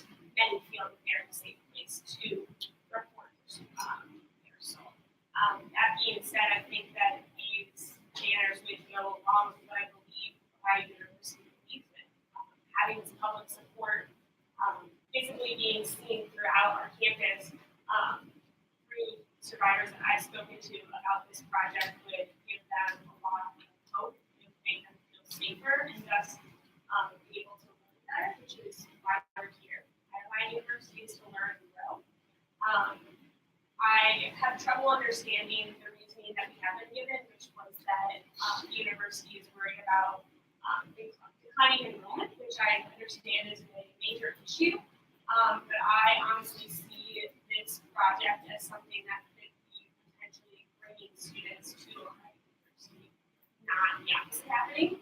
I think that, like Caitlin mentioned, 13.5% of students come to this university already being assaulted or having some sort of sexual assault experience. So to be able to come here with their parents and see that survivors are supported here, I think is going to make them feel more safe. And like I said at the beginning of my statement, this is a problem that every person is thinking about as they come to campus. We know this is a very known thing that sexual assault is a major issue.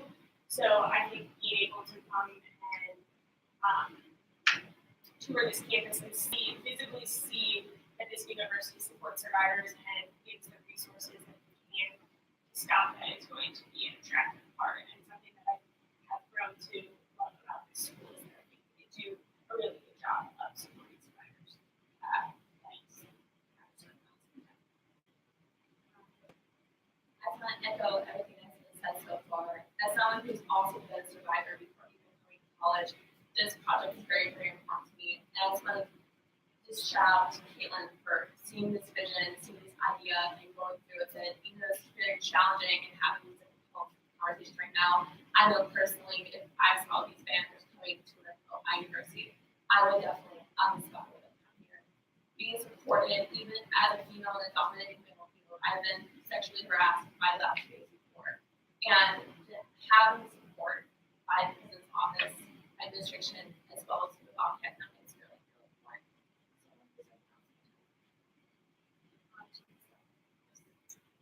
When I found out about this project, I'm so excited about it, and I thought, like, why do we not already have this? It makes sense. And on Thursday, when I heard that it was no longer my time to work at the university, I was disheartened to say the least. I support this bill, and I said that I would sponsor it because we all know that this is an issue on campus, and this is something that we all have to make strive to combat, and you can commit connected on. So this is just another step.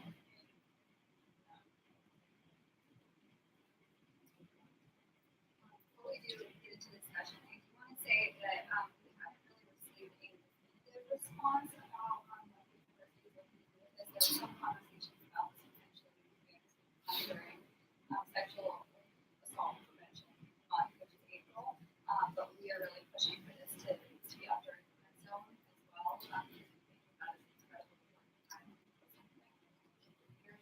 So this is just sort of a gray area that we have been given. We just want to emphasize the importance of this. For any discussion. Okay, I'm going to start with Senator Moore. Go down the line there. So I just wanted to say, like, I currently work as a tour guide, and hopefully Sophia can talk about that too, but I get a lot of FaceTime with a lot of our prospective students, and regardless of whether these banners are hung or not, like, these questions are being asked. Not because of publicity that we have gotten at the university specifically, but just in general, because this is something that is very important to parents and students as they're looking to send their kids off for the very first time. Campus safety is a huge issue, specifically with sexual assault. That's also something that's really important. So I just wanted to kind of echo what's been said about, like, this being something that people are aware of regardless of whether we hang these banners or not. And I think it is really, really incredible that we're able to say we understand that this is happening, we're aware, and we want to do something about it. And so I think I know as tour guides we're trained on the way to respond to these questions, the things to say, and the ways to reassure people, and with still being able to, like, be honest and genuine about what our experiences have been. And so I think this is just something that's really, really cool and something that I love being able to talk about when I get these questions. Like, this is something that I'm really proud we're able to do, and I think I've definitely seen it be something that has reassured parents of prospective students, and I've seen it reassure prospective students before. that we do have a student population that's aware of this and dedicated to changing it. So I think it is something that's really important to continue, and I definitely don't see it being an issue with impacting the way that incoming students will feel, other than making them feel positive about it. I reserve it up. So I just want to elaborate more on the bigger designs. The idea of like the double-sided and they're going to be inclusive. So the messages that we had on them will be printed in Cantonese, Spanish, and Thai, Swahili, and Indonesian based on recommendations of the current student population and minority groups on campus. And the messages on the front side would say, "We support survivors. We are here for you." And the back side, it's survivors power.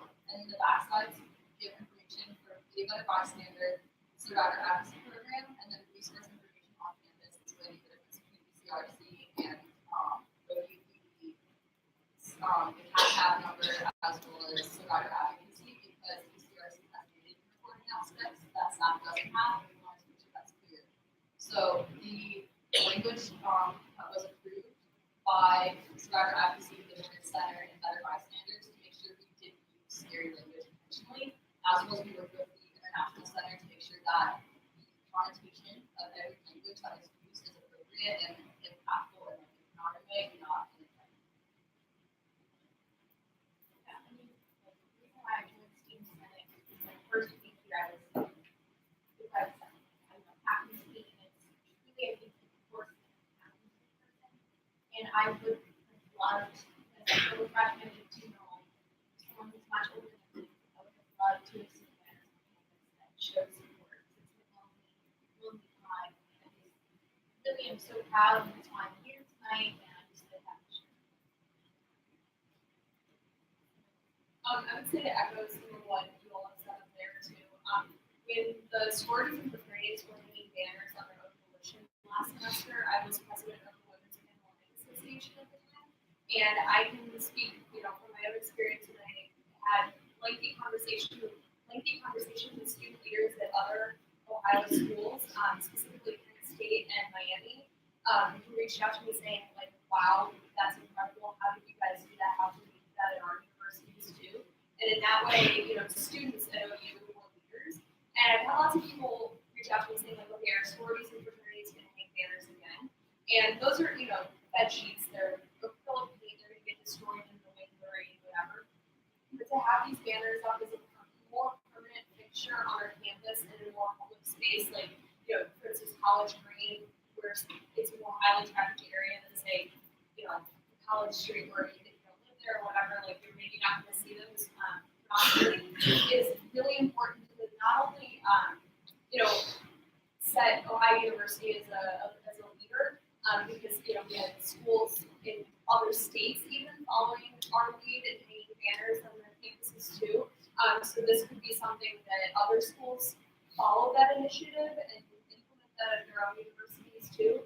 Obviously to empower survivors here on our campus too, to see these messages, as you all mentioned as well. But I also think that by not showing this information to students and by saying, trying to hide the fact that this is an issue not only on our campus but on other campuses too. I just want to emphasize the chilling effect that would cause for students who are not feeling supported, maybe not seeking resources, maybe not even knowing that those resources exist, not knowing how to report, they choose to do that, and then therefore they're not seeking those resources and others aren't too, and we're ultimately putting ourselves in a worse situation in terms of the consequences.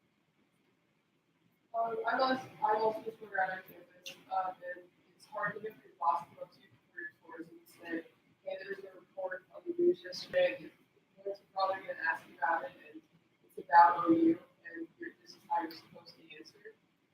And we've had to do that for the past semester and a half to figure that out. And this shows not stuff is scary. These banners will be scary for students, but to show that we are courageous enough, that we are open about it, that we're looking towards it. And the university is a bunch of stuff behind the scenes to show and teach people about sexual assault. For example, at our every semester, faculty and student athletes do community. A lot of people don't know that. These banners show that we're doing all those things on campus and that everyone can feel safe and comfortable here, whoever they are. Or whatever they use. I was just gonna say, if students get recognized, this is something that's needed. If your guys say this is something parents want, we think that same enrollment's gonna go down, so we think the SSC is going to be an institution, quite frankly. But I think also, if you're talking about things that we receive as a so no issue with filterizing that. So incoming students, they should know that we actually care. And that incoming students should know that if this does happen to you, in this times of your life, you will be there. So quite frankly, to say that it's gonna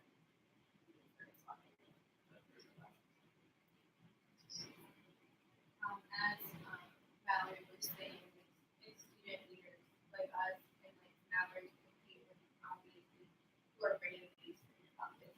And I think the university should look at us and look at Penn and Miami who are looking at us as students and not the administration, not the university, not paying people that have these ideas. It's us, it's Georgia. And I know people in this room listen to Anita Hill. I know I saw people here who have leeway, who can echo our statements, who should have listened to these student leaders and continue to project this message that it's not anything to do with it.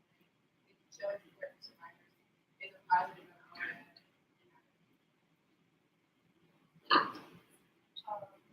Something else that like I wanted to say too, that like we talked about was like during the meeting where we were informed that this project was going to be with that tour guides were specifically mentioned and language that tour guides say was specifically mentioned. I don't think that this was them at the university like trying to use it. I think it's kind of a part of how for like some university officials who don't want to understand that tour guides are already trained on what to say in these situations, especially given like what the news cycle with them in like over the past year.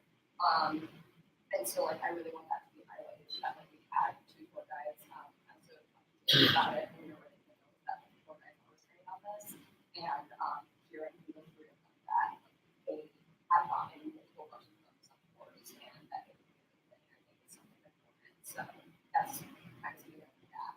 This is another reason that we scare guys and make them in a more comfortable position of really confident in our I just want to take a moment to say thank you to all the sponsors and also say thank you to all the I truly hope that this can be a gateway to the university to support survivors as well as to take more preventative measures.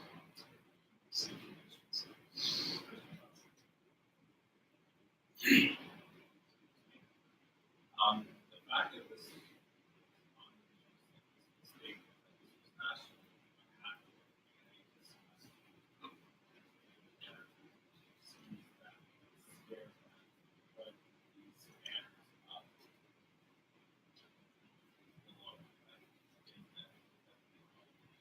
parents and incoming students. I should say the majority of the students throughout this campus program the years showed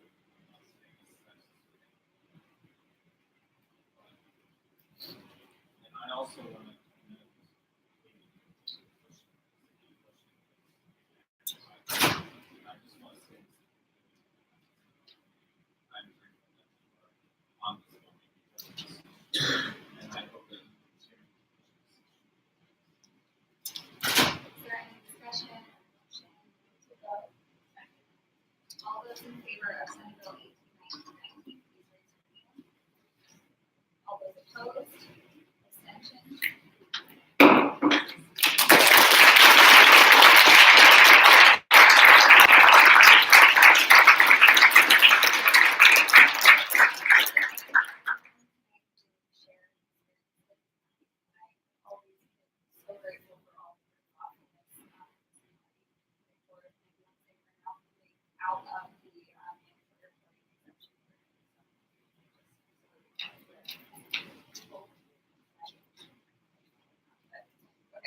going to move on to commissioner reports, which will be as needed tonight.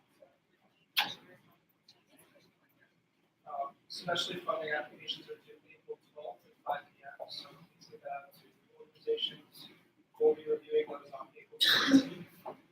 We have 2 general body meetings left for bi-weekly funding, one this upcoming 7th and one on the 28th.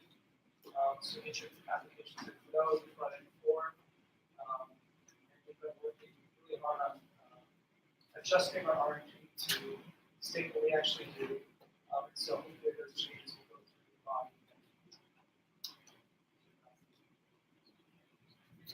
So, Saturday, from 11:30 to 5, the National Affairs Commission, along with Global Masters, which is a organization under international relations, we will have a table, have a couple days going on, some like, across the country, and where you're from, we have international candy, it's really, really good, a lot of it, we'll also have an antenna, which is free, but we'll be having suggested donation, to a charity that I'd like to mention.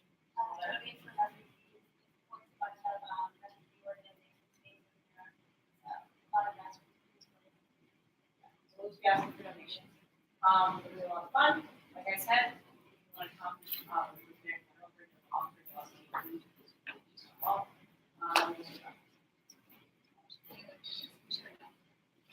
So I wanted to thank everyone for coming this past week that we invited them. We had a great time. I really want to thank everyone on my commission for working so hard. Nina really for putting together the USA. John Sweeney for putting together our movie. Courtney Newman for putting together the Run to the Drive Village had over 100 people in attendance and raised $947.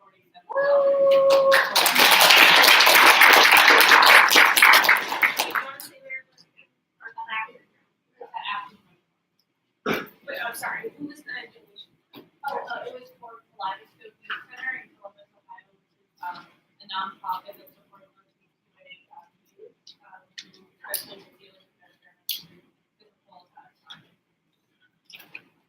That's the answer.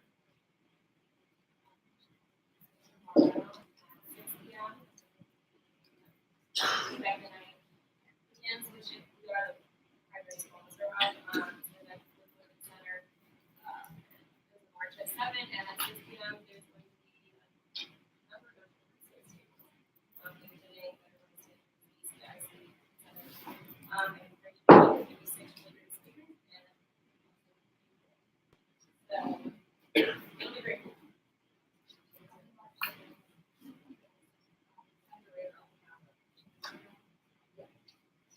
So we're going to be here tonight, but I'm sure many of you know that this month of April is Autism Acceptance Month. So we're going to be looking into that hopefully on Friday the 12th at the Baker Center.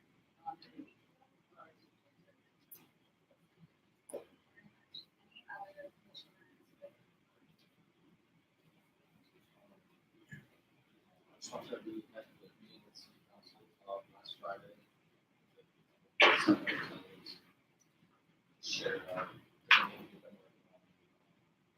Share with them also practice environmental justice.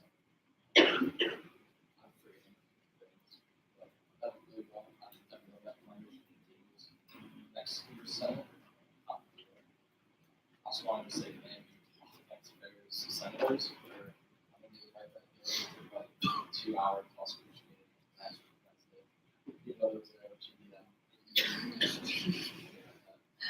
And also we have put up a survey because we realized when we started here, your time's going off what we see with some of the issues. So keep your eyes peeled for that. I'll put it in Slack.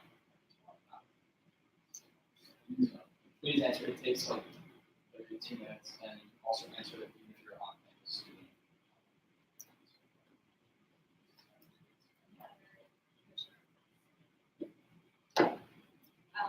Moving on to setting committee reports. So the Bobcat Leadership Committee has created a resolution to institutionalize the leadership program into student senate. Since we've taken on it, it's just to formalize that, as well as officiating the committee and about any time when you're here for university community members. So that resolution will be on the Senate floor next Wednesday, GPM. Looking for co-sponsors if anyone is interested. I'll post it in Slack so you can read it and determine what you want to co-sponsor. And then I'm also sending it to Walter. Any others? University. Going on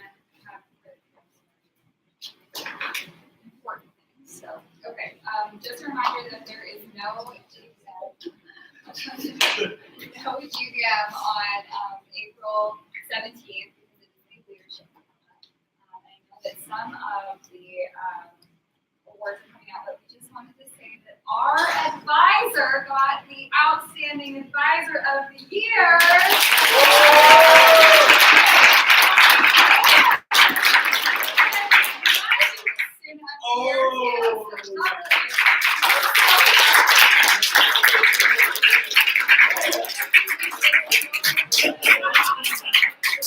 He's so embarrassed, but I'm really excited.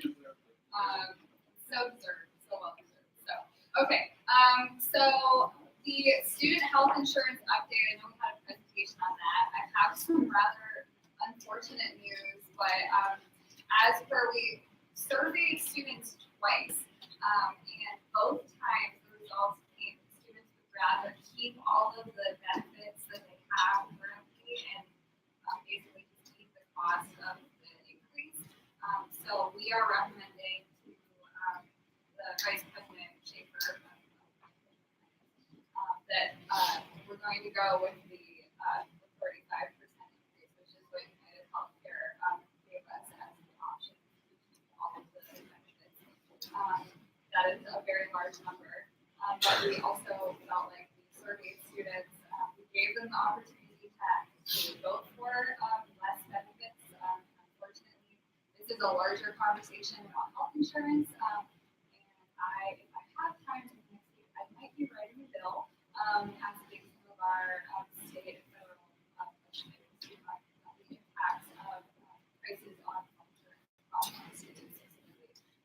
So I will let you know that comes out. But if you are having a talk with any state and federal representatives, please mention that issue. Budget Planning Council, we had a meeting last week, and we'll also be meeting tomorrow. And then we will have a presentation on April 18th from the Student Services Committee, which myself and Maria, both co-chair of the currently reviewing graduate college, and we will be providing some recommendations to the Budget Planning Council regarding surveys that we did with graduate students experience. So I will have more updates on that. About that. The three of us are doing continued work on the experiential teaching, and I want to thank Dr. Paul Jones and Dr. Tina for helping so much with figuring out kind of the steps moving forward there. But we are hoping that we can continue to advocate for more kind of creative ways to get students, student organizations, and individual students more funding. I wanted to say that Hannah, myself, and the Governmental Affairs Commission went up to the Ohio State House on Wednesday. We met with 6 representatives talking about specifically state share of instruction and college affordability. And those are enormous issues right now because the budget is going to be passed in June. That will determine, I think the trustees talked about this a little bit. Currently, the governor has proposed 1% increase in state share of instruction. We would love to see that higher, but we are grateful for giving a 1% increase, and so we plan to talk about how important it is to us. And so, just as an update, we have been working tirelessly to make sure that Ohio students have been seen by state and federal legislators about college affordability and the importance of that. We've been doing a ton of work. So thank you to John and his commission for doing that. And then also we had our Senate meeting. That was at Advocacy Night. We had a really good set of speakers, including the Vice Chancellor of Higher Education, who spoke on the panel about brain drain and keeping talent in Ohio after people graduate. So that was a really great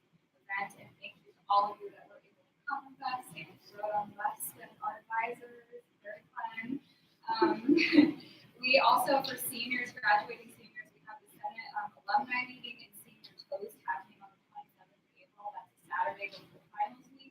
I really encourage you to go. It's a fun event. I hear. I've never been, but I'm sure it will be a very fun event. And we're excited to celebrate all our seniors in that way.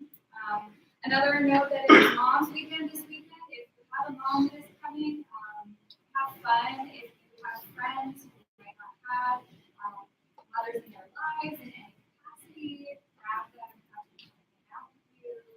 Just make sure to be sensitive to that, that all people's families have different dynamics, and we want to make sure we're inclusive of all those things. So, those of you who don't know, love that. It's check on friends if and then also, I just want to say that I am so incredibly proud of you all. A little emotional here as we're coming to the end. This is our second class real general body meeting, and you all have just astounded me with your passion and your work. I'm excited to wrap up with I had a lot of things on my list, but of course, sad about that, but it's okay. So the Bobcat medal continues going to be on Friday. I apologize to those who are going to solidify. I know it's an afternoon. Solidify a time and a place, probably after this meeting, so you all know. Currently, we still have no people nominated. So really, I need you all to think who has positively affected you at Ohio University. Who has done really good things for this campus, for Athens as a whole, for your organization. It doesn't need to be Senate focused. We just want to honor someone in this community. So, really hoping to get those nominations. We will take them until Friday at noon. Cool. I also just want to say that I was really proud of all the work that the LGBT Commission worked on last week, Pride Week. I know we already talked about it. It was an amazing week. I was so proud to see that we raised so much money for LGBT youth. Also, the Environmental Justice Summit is currently going on. Tomorrow there is an activist panel from 4 to 5:30, and then the speaker that we brought in that you all just paid for his transportation from Columbus to Athens is from 7 to 9 in the Athena. The graphic is in Slack, so check that out. Definitely go to some of those events. Seems like a really cool guy. Also, as Nancy already mentioned, take up the night is tomorrow. The event starts at 6. You can start at 7. March starts at 8. One big thing I'm really going to be working on with commissioners lately, and they will probably be in turn turning to you, are transition reports.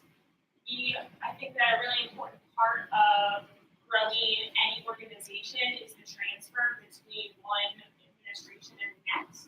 And I think it will be a really telling point to see how much we can improve and grow as a body based on these transition reports.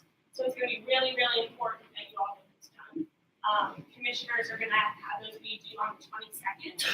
So they will probably be coming to you all to maybe write a paragraph, each of the senators, maybe a little more or less, depending on the work that you did this year, so that we can pass that on to the person that has your roles next year.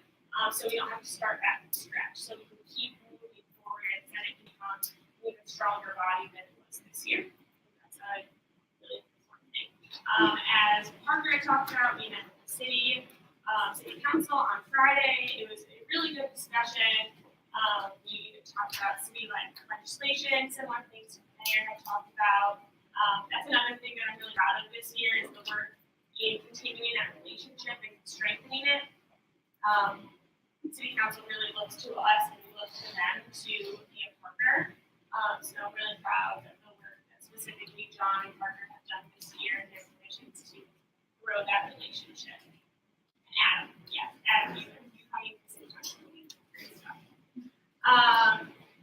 Also, do want to just quickly mention that at our advocacy day that John helped plan, one of the things we did talk about, probably with at least a couple of the representatives, was Senate Bill 11, the Equality Ohio Act. That was something that is really important to me as well. And as the mayor said, it basically just adds sexual orientation as a protected class, similar to gender, race, class, religion, things like that. So it's to me a no-brainer, and so that was something that we were advocating for as well. That is the end of that report.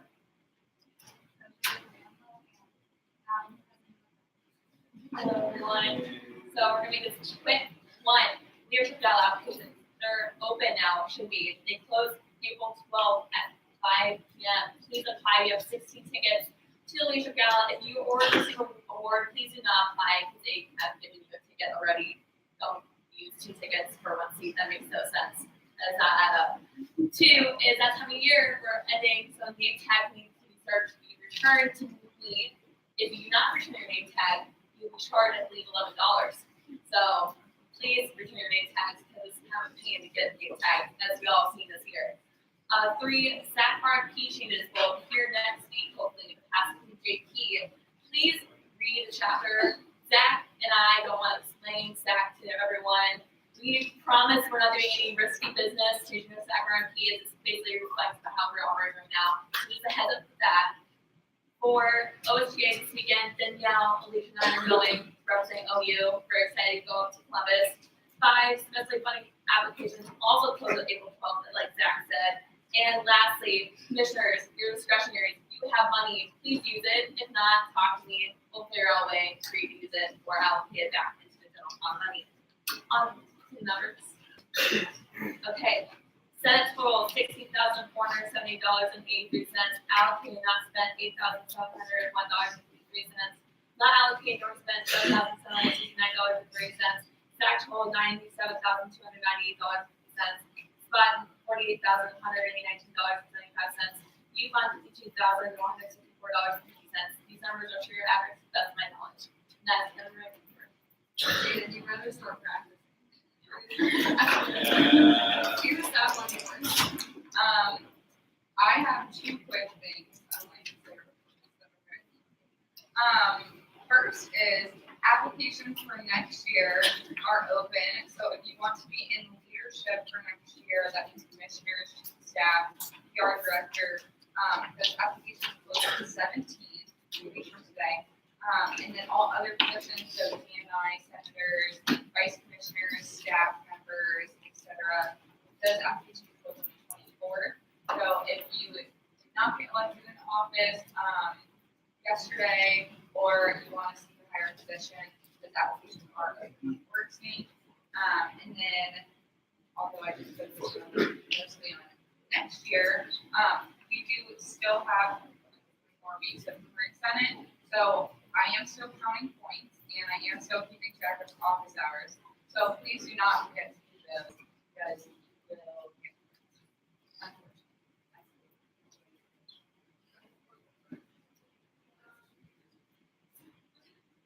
the judicial panel and questionnaires and justice for the elections. Now that elections are over, though, we're going to activities to meet with commissioners and have that with the other semester. We're meeting with staff to discuss our initiatives for that session. As usual, we're happy with over any resolutions. And after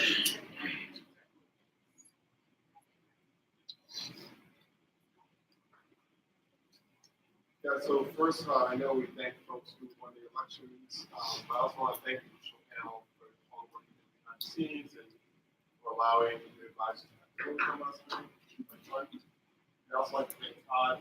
He spends hours on your laptop fixing out all the things he does. I appreciate the work that he did and all the awards he's done. Especially in this world. The advisors will be meeting with that's on the 5th. At that meeting, I will give them a copy of the email that we sent out to the businesses here last Friday, outlining the reorganization.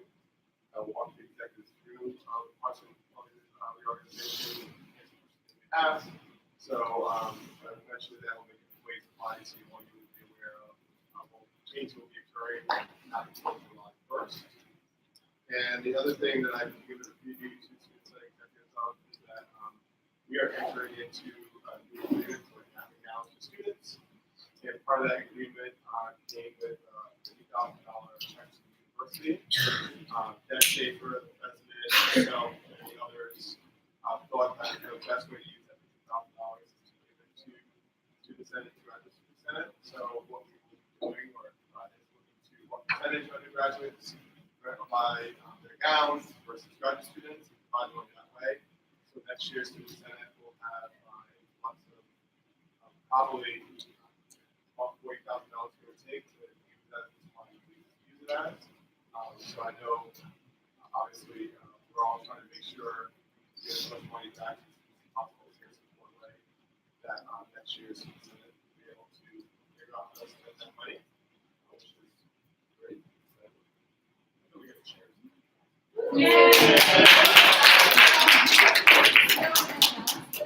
Oh, it's our over here. Oh, yeah. That's right.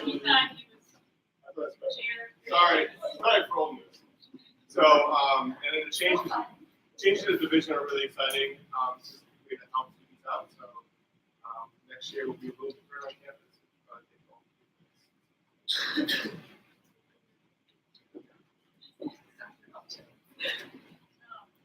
I don't really have a report. I just wanted to say that I appreciate all of you.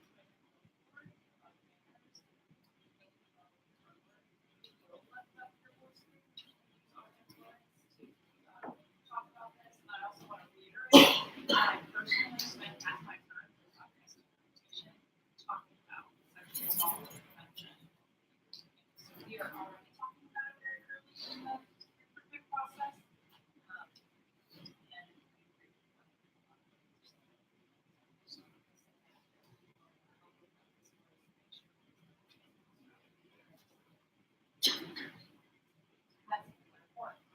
Our outstanding graduate advisor. All right, everyone. So, first, I want to remind everybody that it's week 12, which brings me to my, I'm going to do it seniors, countdown to graduation. I have 30 days, you have 31, so get ready for that. So each one of those days taken. You can do that by supporting some of the upcoming students initiatives. As Hannah mentioned, the Dark Justice Summit is going on for the rest of the week. Paul had mentioned the International Street Fairs. So keep up on those really great pieces of programming that are slated to happen. Make sure you are enrolling monthly by taking advantage of the programming the university is hosting around. For example, there's a women's comedy show at 7 p.m. on Friday in Baker Theater. A plethora of other really fun events that are going on, so check those out. Bring people to those. Just to go a little bit on the point of Hannah's transition reports, those are so integral to the success of this entire organization. So if you have any questions, if the execs are in the office, my door's open, please come talk to me about your transition report. Those of you who are responsible for one, because we are committed to ensuring the next group of student leaders gets to have the same, if not better, experience than you all currently are having. And last piece, but as I have just mentioned, I graduate in 30 days, which means I will no longer be here next year. So we have officially selected and got the acceptance from the 2019-2021 graduate assistant for this role. Her name is Kat Nelson, and she's from Minnesota. So very exciting. She will be joining you all in August of 2019. And other than that, go Bobcats. Good to adjourn. All those in favor of adjournment, please raise your hand. All opposed, abstentions, we're